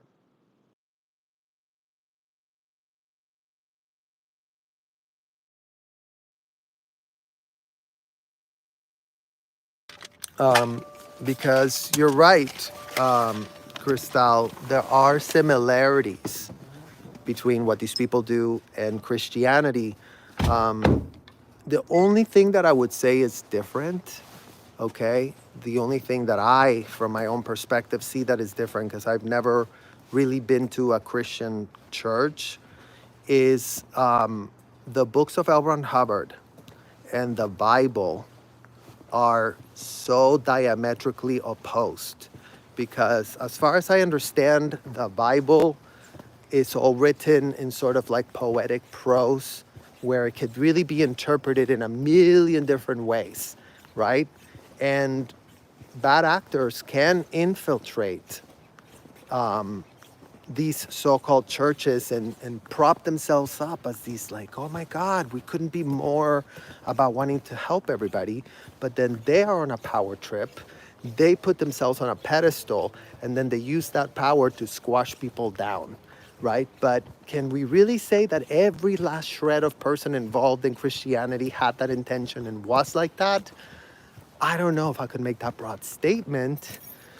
There's a lot of derangement that goes on. Obviously, there's a lot of like, sexual derangement going on with these priests that were told never have sex in your entire life, and that just the kids are the ones that pay the price for that little shh. But at least they have some plausible deniability with the Bible not stating, and you can correct me if I'm wrong, any of y'all that know that have read it more than I, but so I just flipped through it and I'm like, oh my God, this is all written in poetic prose and this and that, and the water and the beast and the rivers flowing and all of that. But in Scientology, there was no theology. There was only just lock up someone in a room, tell them that they cannot leave, tell them that they're going to be, helped by being locked up against their will, and all of a sudden the literal felonies were playing out in real time. But very different than what Christianity has, that blanket of plausible deniability. Our rhetoric is the beasts and the birds and the rivers and Adam and Eve and all these stories, right? Bunch of stories that have been weaponized. But at least they could say that the book was all well-intentioned. L. Ron Hubbard, convicted, indicted felon that he was, you guys, he didn't give a shred of an F about plausible deniability for his proteges. In fact, he wanted all his proteges to sink, right?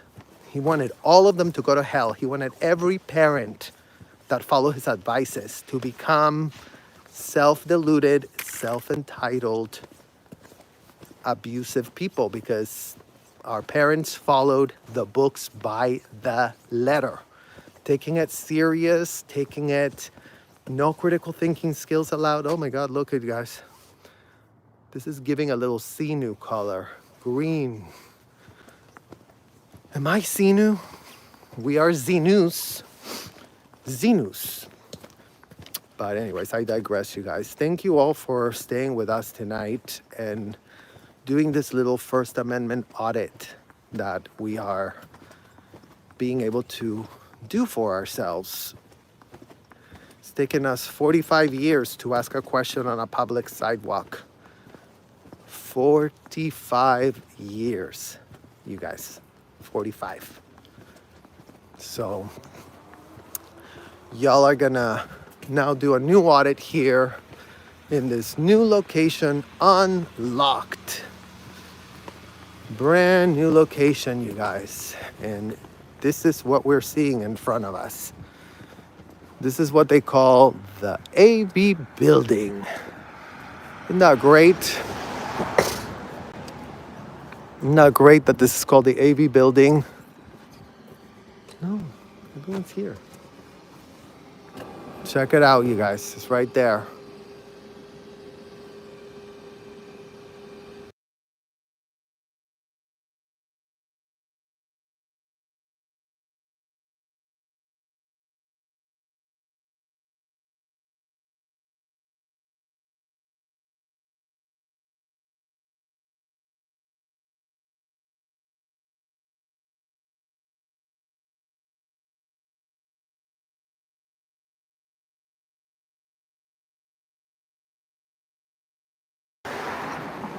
So here it is, you guys. For anybody who didn't see this yesterday, here you go. This is the AB building. Let's do the little extendo so y'all can see right here.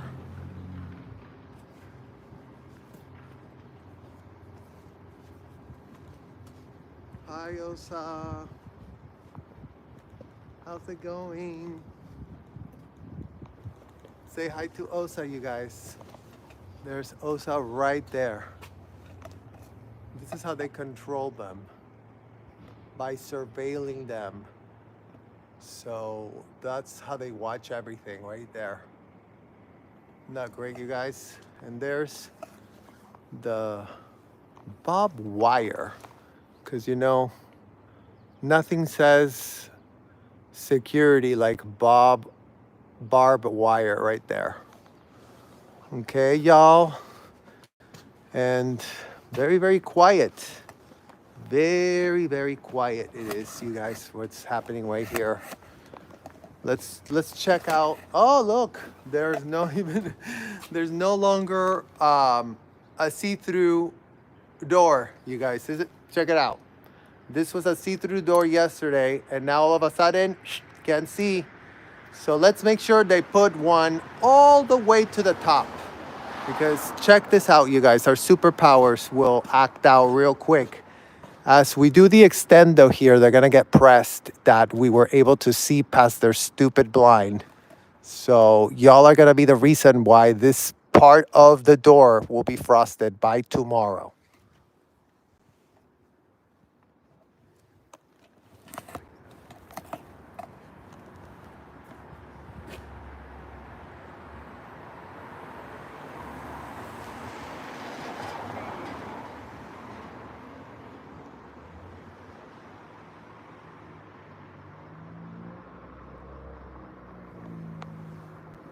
So there you go. This is where they live. This is where all the Sea Org members, adults in adult bodies, do come home at some point when they get dropped off. God knows what's going on now because it's awfully quiet. Where did y'all go? Where did y'all go? This would be great to know. Right, you guys? Let's whisper. Let's whisper so that we're very, very conscientious of other people that are their neighbors, like these people. Like, these people's not really, at fault for what these people have propped up. You guys, there's just not, it's not their fault, so they might want to sleep. And we might want to exercise our First Amendment rights, but we also don't want to,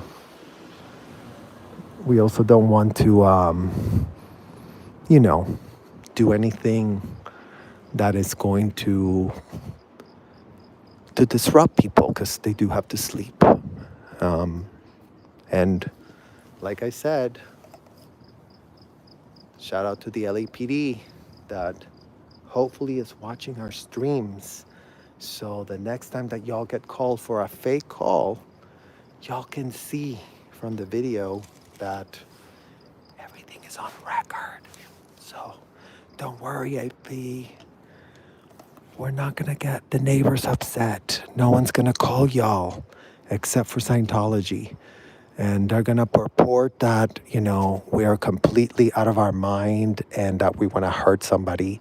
And it's completely a fake, false thing. We're here to ask questions on a public sidewalk. Repeat, LAPD. Repeat, OSA. Repeat, RTC. CC all of y'all. Repeat, Robert E. Mangle, RTC lawyer that you are.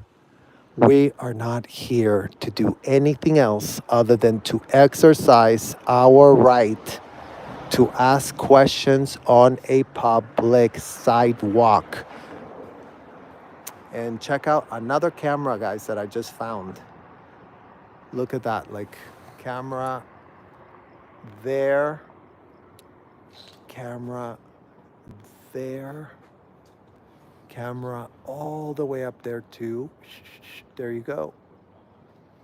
So heavily surveilled this area. And I guess, oops, we hear sirens, you guys. We hear sirens. We hear sirens, LAPD. But we already kind of undressed ourselves in front of y'all to make sure that, these people cannot just make up something, pull it out of their where, and call y'all with false BS. So, oh, look, you guys. It's the investigative reporter that we started talking to, that covers corruption, that has a Substack, that all manner of corporate media doesn't like. So here it is, you guys. The backdrop of where these people live, the backdrop of where they're housed. So this is one of their buildings. I believe this is where all the people that we were just, some of those people live here, they're married, because basically how they set you up with a berthing is if you're married, they obviously have to give you a separate room with your spouse. But if you're not married, then you're in a 15 people to a one room bunk beds on top of each other. So this is people that are married, and then other people that I think work at that building where we're just at. Because also, you know, for human trafficking purposes, they cannot live and work in the same building.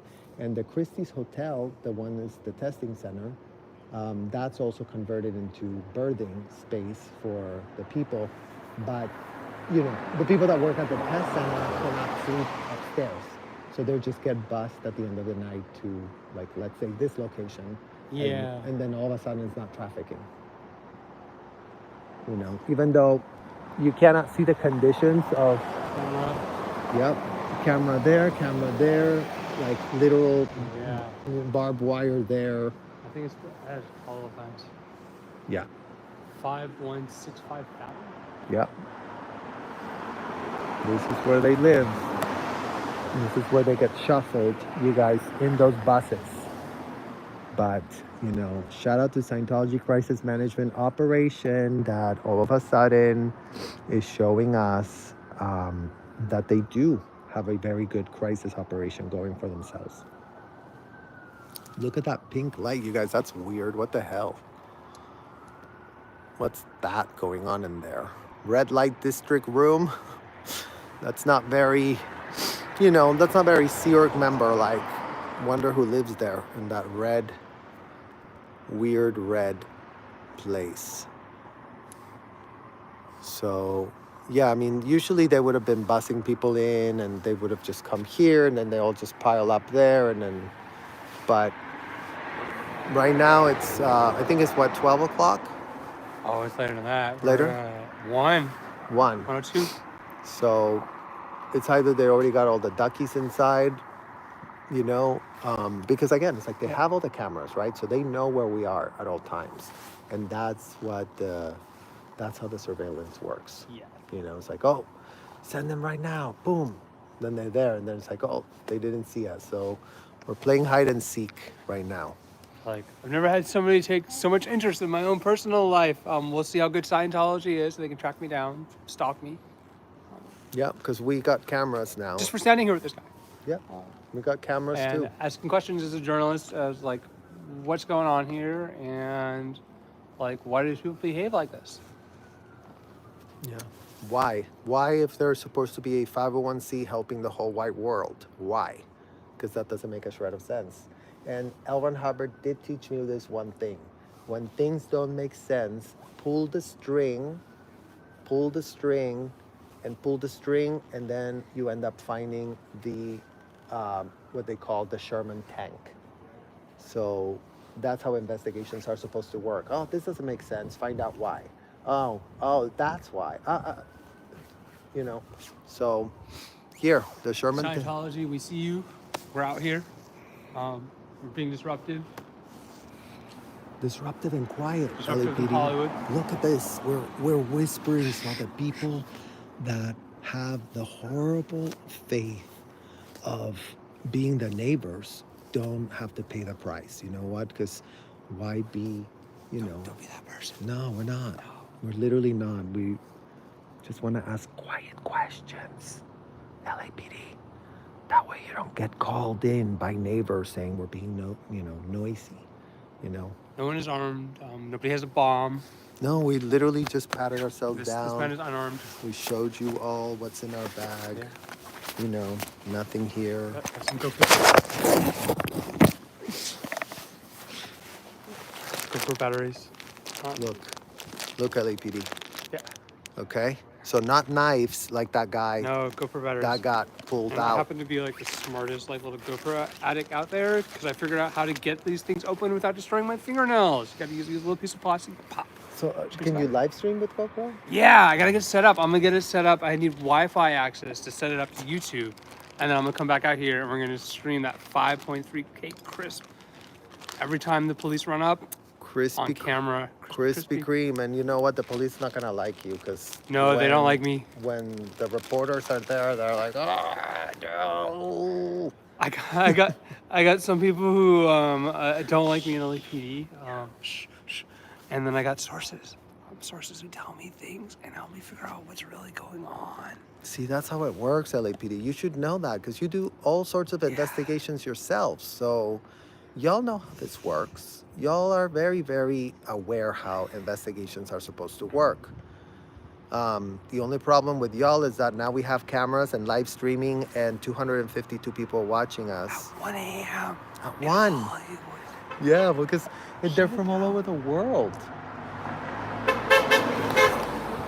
That wasn't us, LAPD. That wasn't us. That was a citizen that, showing support because they're seeing us here. Shut down Scientology. Make them go away. We're going to shut this down harder than Amazon got shut down by Chris Malls. And that was pretty hard for Jeff Bezos to accept. Well, at the end of the day, LAPD is called racketeering. When adults join in on a conspiracy to break the laws and prop up fake 501c to shield themselves and act above the law. That's what it's called. That's what this is about. People who think that they're above the law. That's why I'm here tonight, because I'm sick of this. I feel like we're getting hosed. We are. These places have been running their sham for a very long time. And, before live streaming, who was to say that they could come down on you, they could arrest you, no one could watch, no one cared, you're just roadkill. They're literally freaking about TikTok. Well, it shows you how mature they are. TikTok, and shout out to Chinese TikTok that thinks that, America is a communist country, TikTok, LA office at TikTok. We're going to find out who runs the LA office at TikTok that takes the calls of Scientology, that leverages their celebrities. Oh, you wouldn't want to lose our celebrity TikTokers, would you? Well, you know what? Do get Jessica Palmadesa's accounts, both of them, shut off. And also LA Streets. We don't want them on your platform, because if you want them on your platform, then you're gonna lose Elizabeth Moss, Tom Cruise,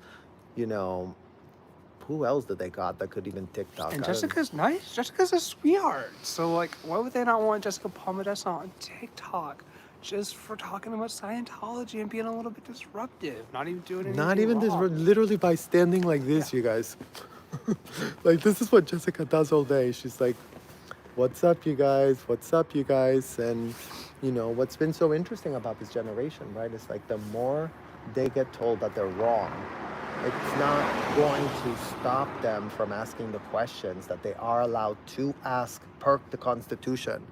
And it's interesting, you guys, because as a Mexican child that never studied the Constitution is breaking news to me. It's literally breaking news to me. It's very hard to come from another country and have no education and then be traumatized in all of these disgusting things and then think that there's a constitution and that you have a right when your whole life has been spent with no rights. Oh, thank you for the super chat. We are able to read super chats. Denver Stevo. What's up, Denver Stevo?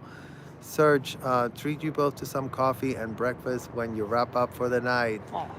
Love absolutely everything you're doing out here. Well, thank you, Denver Stevo. We did run into an investigative journalist, you guys. Yeah. Breaking news. Breaking news, and I'm glad that you're not. I got some very serious journalism friends, and we are asking some very serious questions about what's going on with this one, because we're trying to make sense of why the police chief is retiring so suddenly after all this time. Did that come as a surprise? Not to me it didn't, but I think to a lot of people in the city, it was surprising that he stepped down this soon, which is why it really points to those two IA whistleblowers who were investigating Corey Polka. So can you tell me more about that? Because I didn't really understand that. So the Los Angeles Times on December 19th published an article by Lieber Janney, who covers LAPD, and Richard Winton, who's a veteran crime reporter for like 20 years. And the article alleged that the chief of police, Michael Moore, ordered two subordinates in internal affairs, the head of internal affairs, John Shaw, and his number two, Michael Ramukanis, to order two detectives in internal affairs to stop investigating Corey Polka and USC, apparently about his daughter's internship, and to instead investigate Mayor Karen Bass over her scholarship from the USC School of Social Work. Got it. And what's really weird about it is Internal Affairs is supposed to be investigating Corey Polka, but over his cover-up of sexual abuse for CBS and Les Moonves that he got caught for by the New York Attorney General's office. So the article comes out on the 19th. LAPD denies it in writing the same night. They say that the LA Times report is fictitious, that it's patently false. And the LA Times has said not a word since December 20th. And in the meantime, the editor of the LA Times has stepped down, along with the managing editor, and they just fired 115 reporters today. What? Today? So, today. Breaking news, They you guys. they laid off 115 people at the Los Angeles Times today. Aha! Fortunately, it doesn't seem like they laid off the two journalists who wrote that article. But they haven't said anything else, and they haven't followed up, which makes me think there's more to it, and they're investigating. And then one of the two internal affairs detectives is named. His name is Jason Turner. Okay. And he looks like a pretty good cop. Like the good cop you talk about? He investigated the cold case for Mark Ridley Thomas's brother, who was killed in the 1980s, and he came up with a suspect in the murder. So, seems like a good guy. Seems like a credible whistleblower.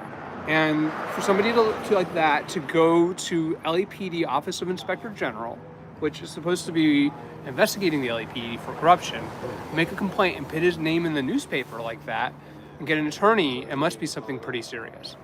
And they have to have receipts. Like people that make these allegations, it doesn't fly to make just allegations pulled out of your ass without a shred of evidence or receipts. Like that doesn't stick anywhere, And we know Corey Polka is super close with Scientology. He had the vending machine in the Hollywood station. We have the emails. Corey is a big USC guy. He's Captain Hollywood.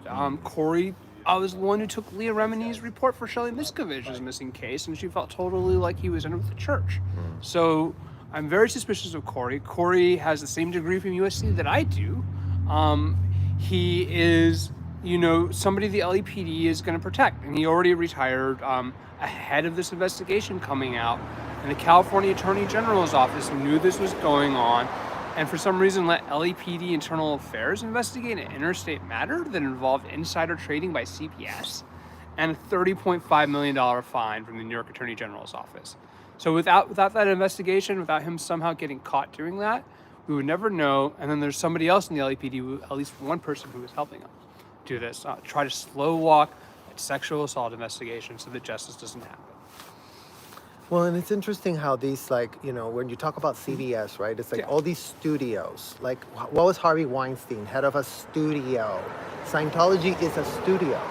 They were so worried that they were going to lose their money, just like Harvey Weinstein and Miramax, that they were willing to engage in insider trading. And that's how they got caught. They got busted by Letitia James, the New York Attorney General. And you can read the report online. It is conclusive. They have his text messages. They know Corey sold out Phyllis Golden Gottlieb for reporting Les Moonves for sexual assault. So why was it not federalized right away? Why was the case returned to LAPD to do internal affairs investigation, and only 4 months later would LA Times report that a federal prosecutor, Mac Jenkins, who is now the chief of the criminal division in the U.S. Attorney's Office, is supposedly investigating it. So the word on the street is that there is an FBI investigation into Corey Polka, and potentially into USC too, as well as the Church of Scientology. Word on the street. Word on the street. Literally, word on the literal and the FBI street. Does not confirm or deny investigations. They will not comment on them. Sure. I've got the police commissioner, Errol Southers, is checking my LinkedIn on Christmas night after this comes out 5 days later, because I'm the guy who said that Caruso did the LA Fed tapes, because I got suspicious at USC beforehand. So who do we know who leaks things, who loves playing these games, these audio tape games, who loves playing politics, who've got friends in high political places? Well, these people do. Right Church there, of you Scientology. guys. Right there. And I don't know what's going on, but it's been a year, and now I'm wondering if this Santos Leon guy they came up with isn't a Scientologist himself or something like that. LA Magazine identified him. They say he was a very macho guy. He worked at the LA County Federation of Labor for 10 years. He was the director of finance. And his wife was the executive assistant to Ron Herrera, who got wiretapped or got bugged with spyware, along with Nuri Martinez, Kevin De Leon, and Gil Cedillo. And here we are in Los Angeles. It's been more than a year. The LAPD apparently didn't find the spyware. The LA Fed's private investigation did, turned it over to the LAPD. They sent it to the DA in October, and the DA, George Gascon, said no to the case and sent it back. And we know nothing about this guy, nothing else. Other than he was abusive towards his wife, and he was very macho, and he basically just walked out of there after being questioned a little bit and said, I'm done, I'm lawyered up. So all manner of stuff not making a shred of sense, you guys. Los Angeles 2024. Los Angeles 2024 is this year that you're being questioned by live streaming, Yeah. by communities all across the world. Shout out to the 256 of you that are still here checking it out and learning from now an investigative reporter we found for ourselves in the middle of the street. I chase down the stories. I watch the YouTube. I look at the news, and I beat the pavement. Let's figure out what is Beat going it. on. Beat it. We're allowed to do this, you guys. We can. Yep. We can. Have it legal. I would like to know more about Scientology's operation in Los Angeles and how they engage in political influence. And it's all about compromat, you know. So this is why I'm wearing my little Russian hat tonight. This is shout out to the KGB in Russia. That is all about compromat, because I'll tell you, that's what they have. They have dirt. They have Dirt games. undue influence.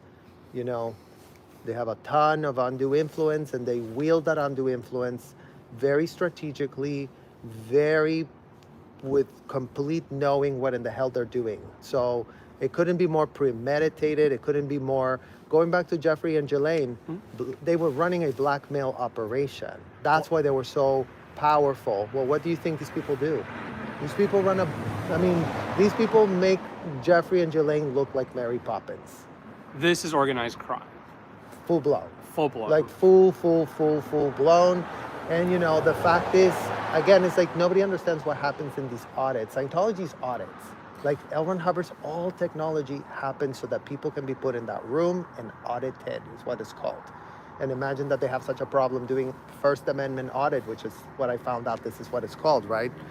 So it's connected dots, and when things don't make sense, we can come with people that are interested in not just...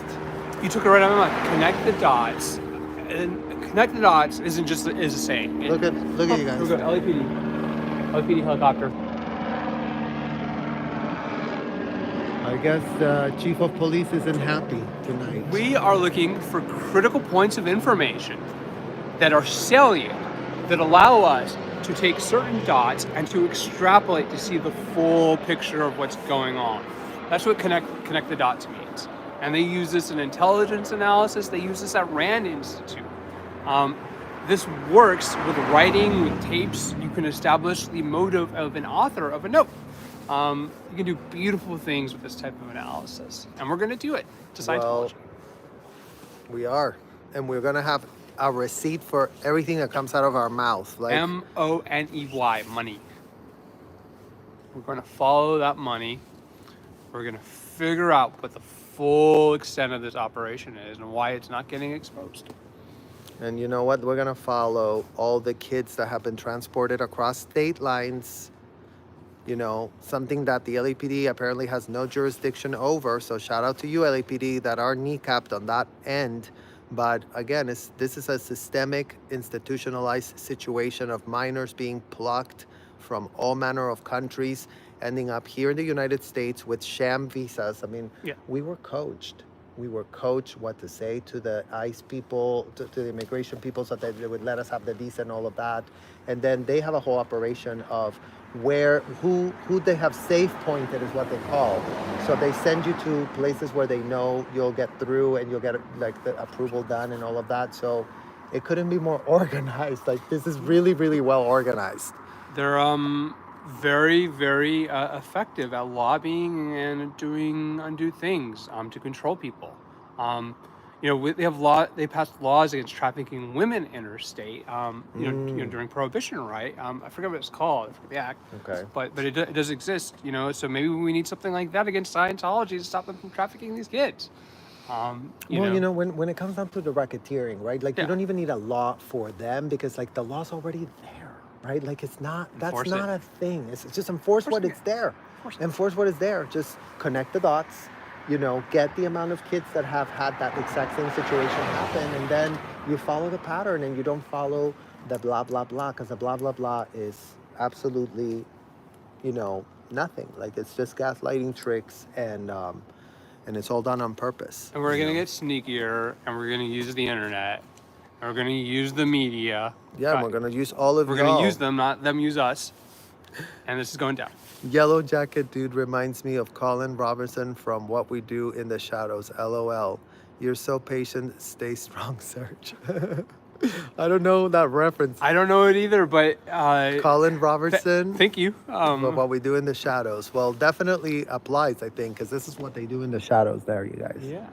Right there, you're seeing the shadows. Like, we're here late at night, and either they've already brought everyone in here, or they're all waiting back in the buildings and told, we cannot take you home tonight because there's people asking questions on the street that we don't want you to see you. So Zach and Serge are going to be out here till 3 a.m, maybe even. we're not pressed. Every day will be a different story, you guys. And we're going to move around, and we're going to be jumpy, and this is going to go on for months and months and months and months and months. With all of your support, with all of you here, thank you for the 410 likes to the stream and the 280 people that are watching over us. You're our little guardian angels. It is a dark night in Hollywood. I don't feel like we're in any real danger.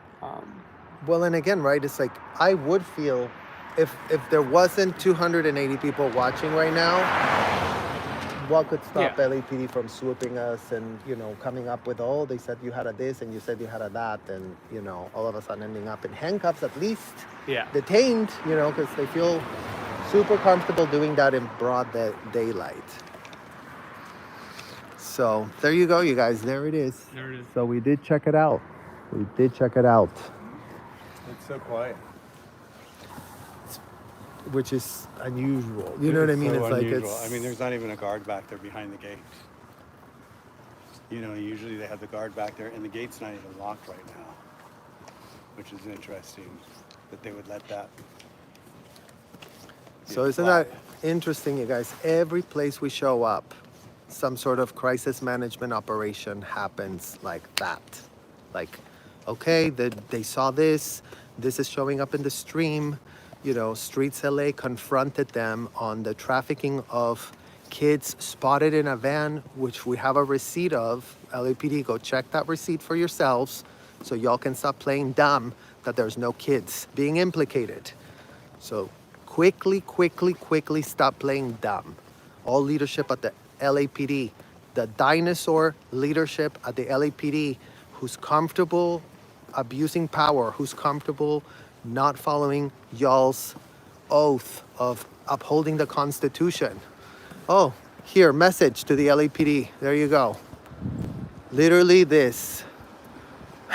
We literally couldn't have said it better ourselves, you guys. Literally, that's the message. Exactly what y'all are reading right there. He's gotten until the end of February, and then Michael Moore needs to get out. Yeah, Michael Moore, and hopefully your replacement, Michael Moore, is going to have a shred more of brain cells for themselves and go, the community is, the 288 of you that are watching right now, really checking it out for themselves too, as we're here, like, because that's the power of this phone, you guys. Like, we might look like it's an empty street and we might look like just only two people walking it, but in fact there's 287 of us walking the same street in real time, watching everything that happens, seeing everything together.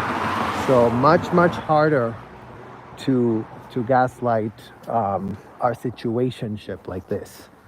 This is where, you know, they run out of tricks and the power won't stand, because, you know, there's no intelligence in abusing power. Like, you've got to have integrity, otherwise everything you do is just brute abuse of power. And Constitution protected us. A book did write the way that this country was founded. Slavery was abolished last time I checked, but I was brought here as a slave in the same way that other slaves were brought into this country to do slave work.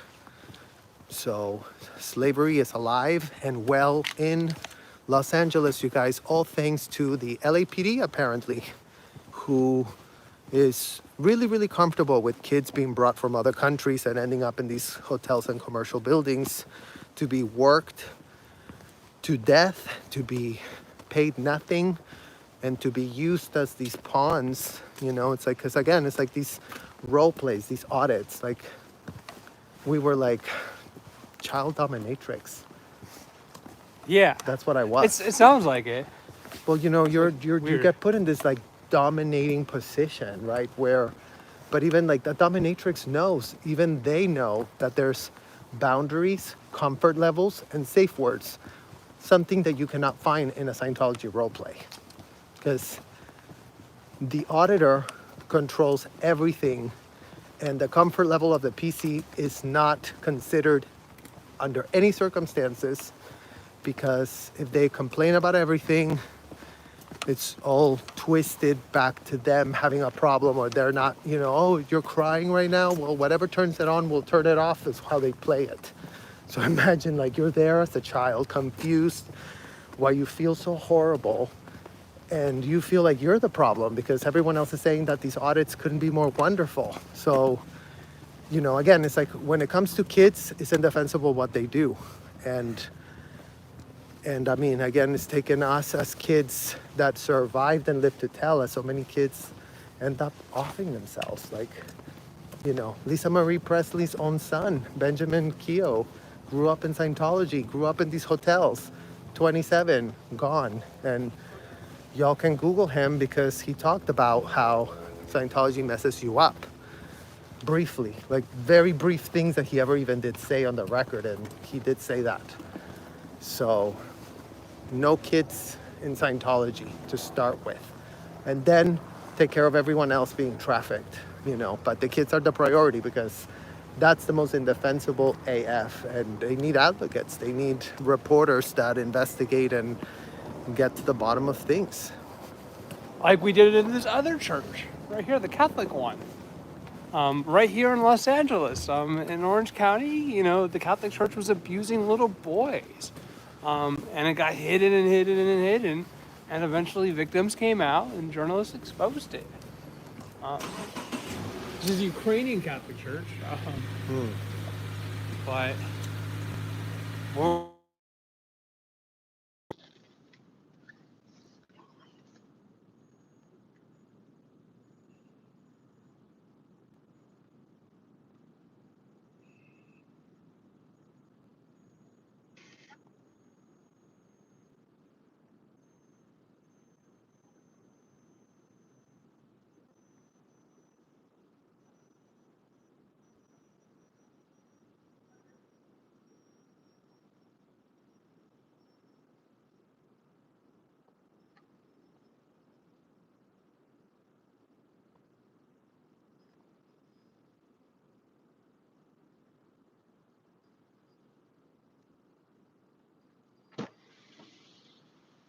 See you guys how much work you can get done in one night, asking questions to the phone as you are all paying such close attention to these developments happening in real time.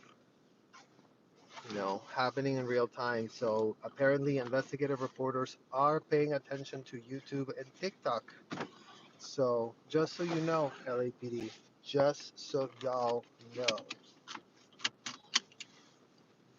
know, reporters that actually are questioning things, reporters that are taking a much bigger piece of the pie because, yes, our experience is limited to what we know, but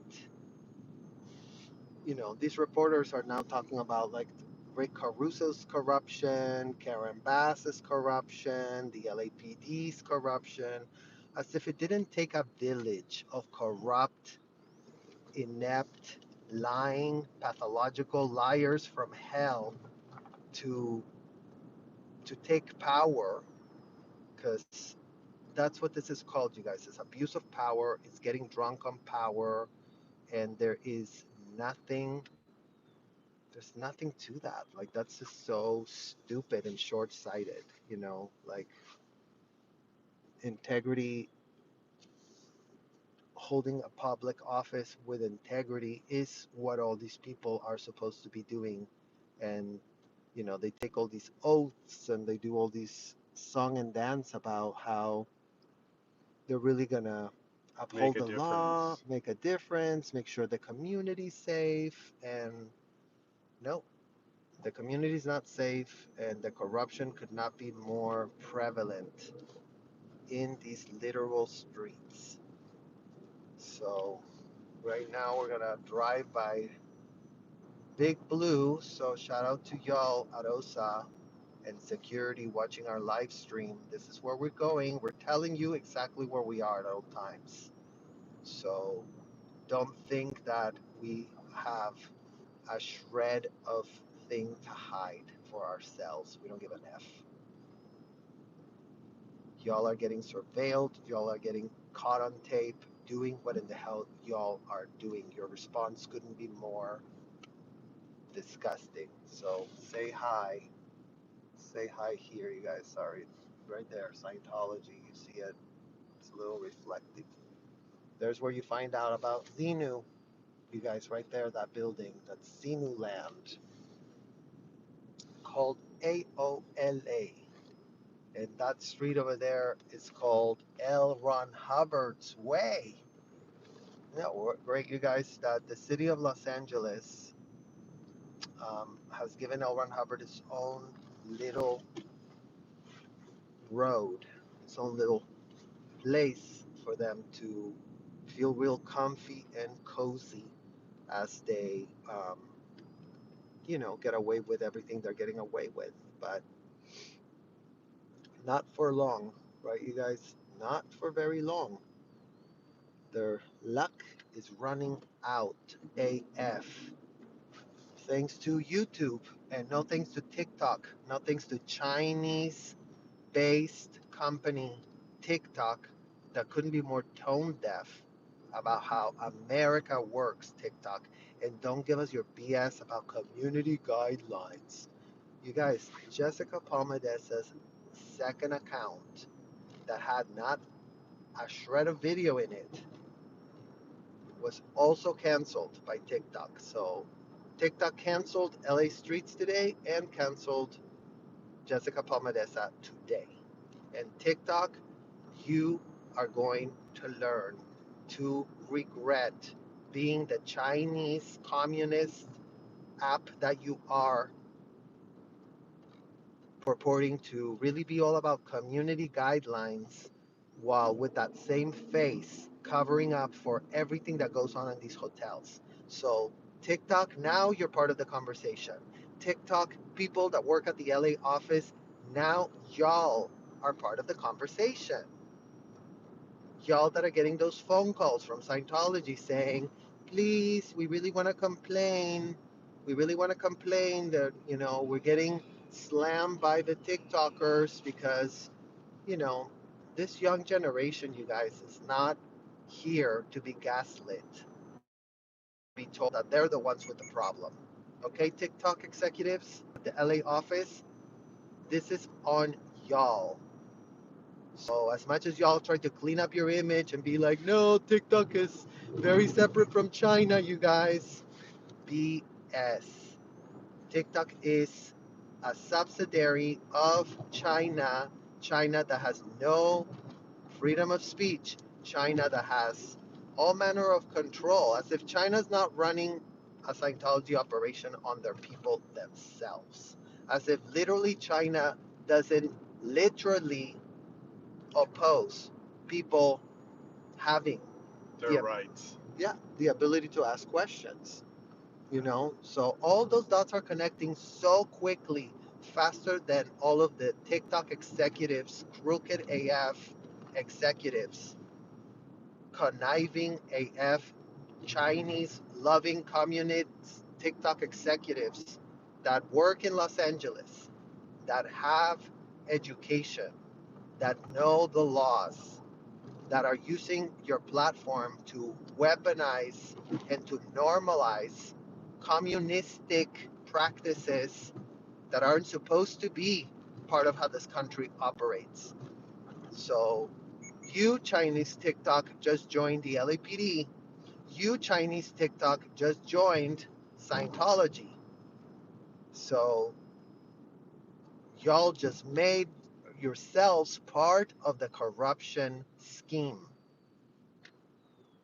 So y'all are getting called out, y'all are getting investigated, and we will be sending people your way to really find out why in the hell a Chinese company that runs, you know, disgusting operations to compromise, to dumbify Americans. And it makes so much sense, you guys, why they would cancel something like LA Streets and Jessica, right? Because they go, oh, if they're doing it, let's not give any ideas to anyone else.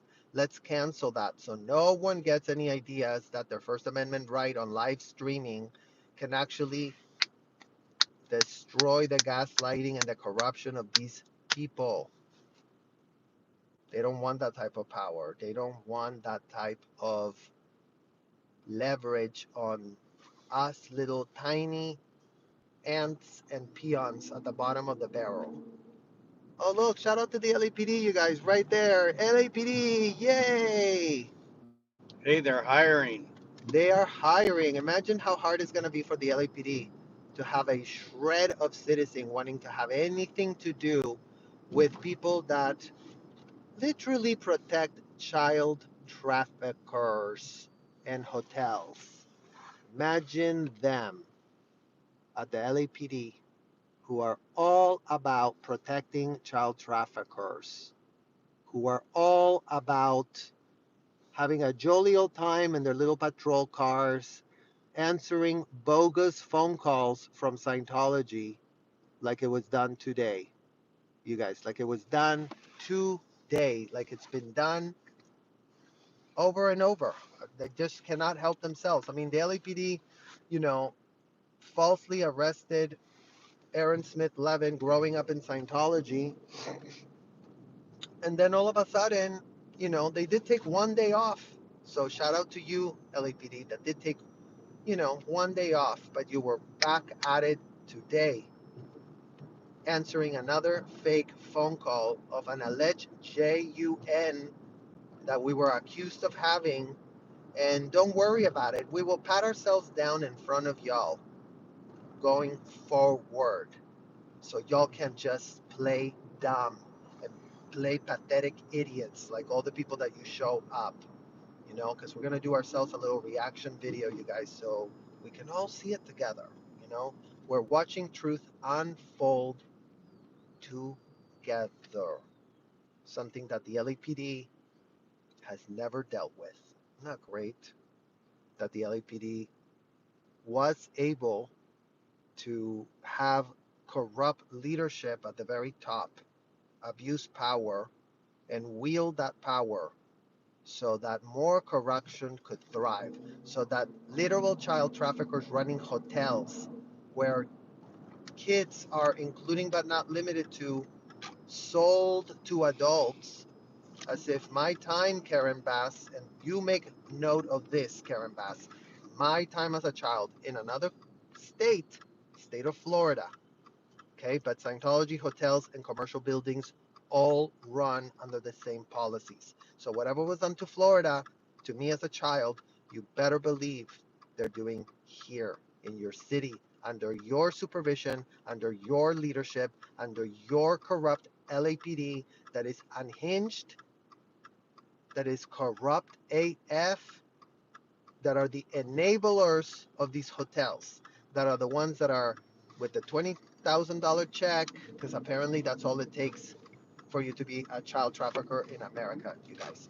Write a quick check to the LAPD, and then all of a sudden run hotels where minors from across the world, from Russia, from Germany, from Mexico, from Colombia, from Venezuela, any imaginable country that y'all can think of is who these people abduct and is who these people traffic.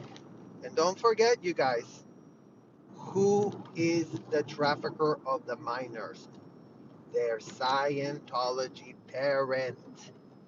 The Scientology parent who consents. The Scientology parent who gives over the passport to these hotel executives.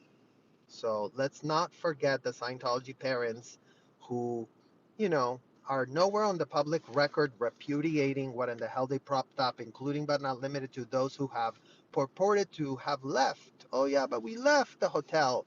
We walked out of a threshold, and then all of a sudden, our memory was wiped off. And then all of a sudden, we were like, oh, we were the victim.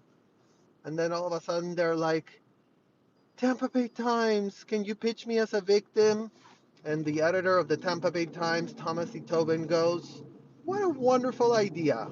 Once upon a time, a child had a rocky childhood and the parents had nothing to do with it. So, shout out to the Tampa Bay Times, who has run that story ad nauseum, effectively laundering the image of these people. Very effectively laundering the image of these people. So thank you so much, Tampa Bay Times, for making your city a hub of trafficking. And shout out to Ashley Moody, you guys, the Attorney General of Florida. Check out Ashley Moody's website. Because again, we are finding out that the attorneys couldn't be more corrupt themselves, as this investigative journalist just told us. That the attorneys themselves, that really put it on their website, pitches about how, oh, we really want to end Florida. Florida is the biggest hub. Okay, Ashley Moody, as if y'all didn't prop up Jeffrey and Jelane's operation, and now y'all did prop up Shelly Miscavige's and Dave's operation in Tampa Bay time, in Florida. So the problem of Florida hosting deranged, unhinged child traffickers that are in the business of collecting, including but not limited to, self-admissions of felonies committed in U.S. soil, to purport that a machine that a convicted, indicted felon figured out has the power to circumvent and kneecap the Constitution and all American laws. So, since we didn't go to any shred of school, Ashley Moody, please tell everybody. Because, oh, you guys, I forgot to tell you all. Breaking news. Go to Instagram and type out at FDLE, Florida Department of Law Enforcement. Okay, you guys? And you will see a little pitch for yourselves there. from the Florida Department of Law Enforcement, the state top of the food chain of law enforcement, that did take it upon themselves to pitch to everyone that it's Human Trafficking Awareness Month. It's not great, you guys, that we're finding out as almost this month is coming to an end, that it is officially Human Trafficking Awareness Month. And the FDLE, with a full-blown straight face, had one of their little talking heads, I guess, that, these law enforcement agencies, just like the LAPD, that have PR departments, are all about sanitizing their image with dumb talking heads that just blab, blah, blah, blah, quack, quack, quack, just like the quackery that we see here. Human Trafficking Awareness Month, because the Florida Department of Law Enforcement, that doesn't enforce a shred of law, that allowed Jeffrey and Ghislaine to get away with it, also allowed Debbie Cook to get away with it, as she ran those hotels where I was trafficked as a minor to their state. So shout out to the Florida Department of Law Enforcement, you guys, that puts up a lot of statements on their Instagram, but you know what? Their engagement sucks, you guys. Their engagement of these pathetic, four-letter agencies. Never mind that the FDLE is not a three-letter agency. They're four. FDLE, Florida Department of Law Enforcement, the most senior state law enforcement agency that doesn't live up to its name, because there is no law enforcement in Florida. And apparently there's no law enforcement in California, making this a fully bipartisan issue. So Democrats and Republicans up to their neck and ears in implicating themselves in literally being part of the problem and not part of the solution. In, holding the power to arrest people, a power we don't have. So we cannot put handcuffs on people because of what we firsthand witnessed. Not a right that any American has, you guys. You cannot do it. Doesn't matter you were a firsthand witness. Never mind you saw it all. Never mind you already know they were working as a racketeering criminal conspiracy. I mean, never mind that we didn't know when we were gullible, naive kids. But now we know. Now we did use Google and checked out a couple of things for ourselves. Enough to understand FDLE, and shout out to you. This goes to you. Put it on your notes. And y'all can go to the Instagram page of these people and ask them. Ask y'all's questions. 257 of you, go. Go to the FDLE, go to their last post on Instagram, and ask y'all's questions about systemic institutionalized trafficking of minors inside of Scientology hotels. And for all of you that love reading, lawsuits, and for all of you who don't just want to take our word, our allegations that, can be easily dismissed and swatted like the little flies that we are. We've just been reducted to being flies, you know. So check out Cohn, Swift, and Graff is the law firm. They have a whole press release just on this issue of their lawsuit. Cohn, that's Khon, Swift, and Graff, because pages and pages and pages of allegations that if Cohn, Swift, and Graff put up for themselves just frivolously, their heads are going to be on a pike, because attorneys aren't just allowed to blab their mouth. Attorneys aren't just allowed to go blah blah blah. My client told me that she was mistreated. Where's the evidence? Show me what. Okay. Oh, you didn't have your passport. Oh, you entered the country here. Oh, you got stuck in a ship. So let's really open ourselves up to a broader conversation, because you know what? Our allegations have been corroborated in other lawsuits. Never mind that no court of the United States is on the record doing anything about it. So far, they really are going with the pitch that minors signed such binding contracts that, the arrested development that ensued as a result of not being trained or educated in any way other than L. Ron Hubbard's disgusting rhetoric, is not being considered by any of these judges, because, the Scientology $1,000 an hour attorneys wrote up, you know, binding language that all of a sudden you're supposed to be stuck in religious arbitration, which is nothing L. Ron Hubbard ever wrote. Never mind that we would love for those judges to explain to us how a convicted, indicted felon is being taken seriously as a so-called religious arbitrator, which is a lie that not even the pathetic, corrupt attorneys that advocate on behalf of child traffickers, including but not limited to Shelley Miscavige, Debbie Cook, Angie Blankenship, and all the people that were in leadership roles at the hotel. So y'all can understand now maybe why the executives that have left, that have laundered their image at the Tampa Bay Times, that have laundered their image on YouTube, that have told everyone how they were just the victims of David Miscavige, who did beat him up in a terry cloth robe. That's what some of them are claiming, you guys. That they had it so bad, as a man that's 5'4" was allowed to beat the living F out of them. That's their allegations.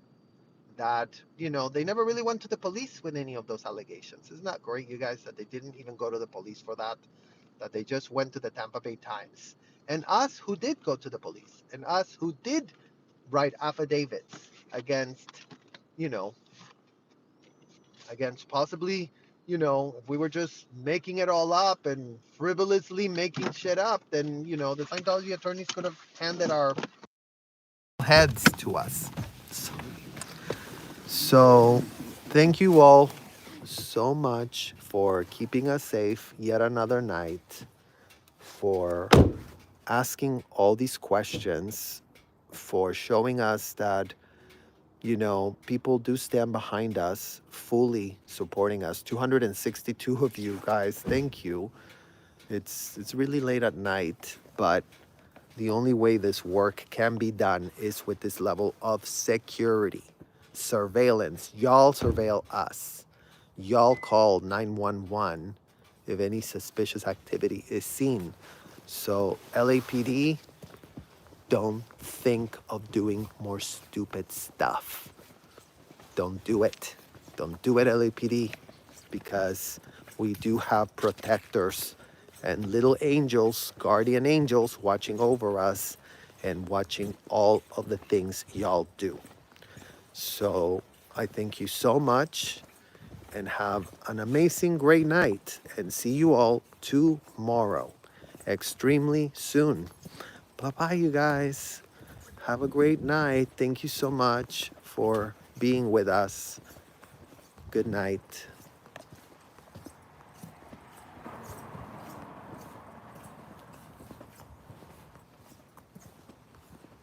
Good night.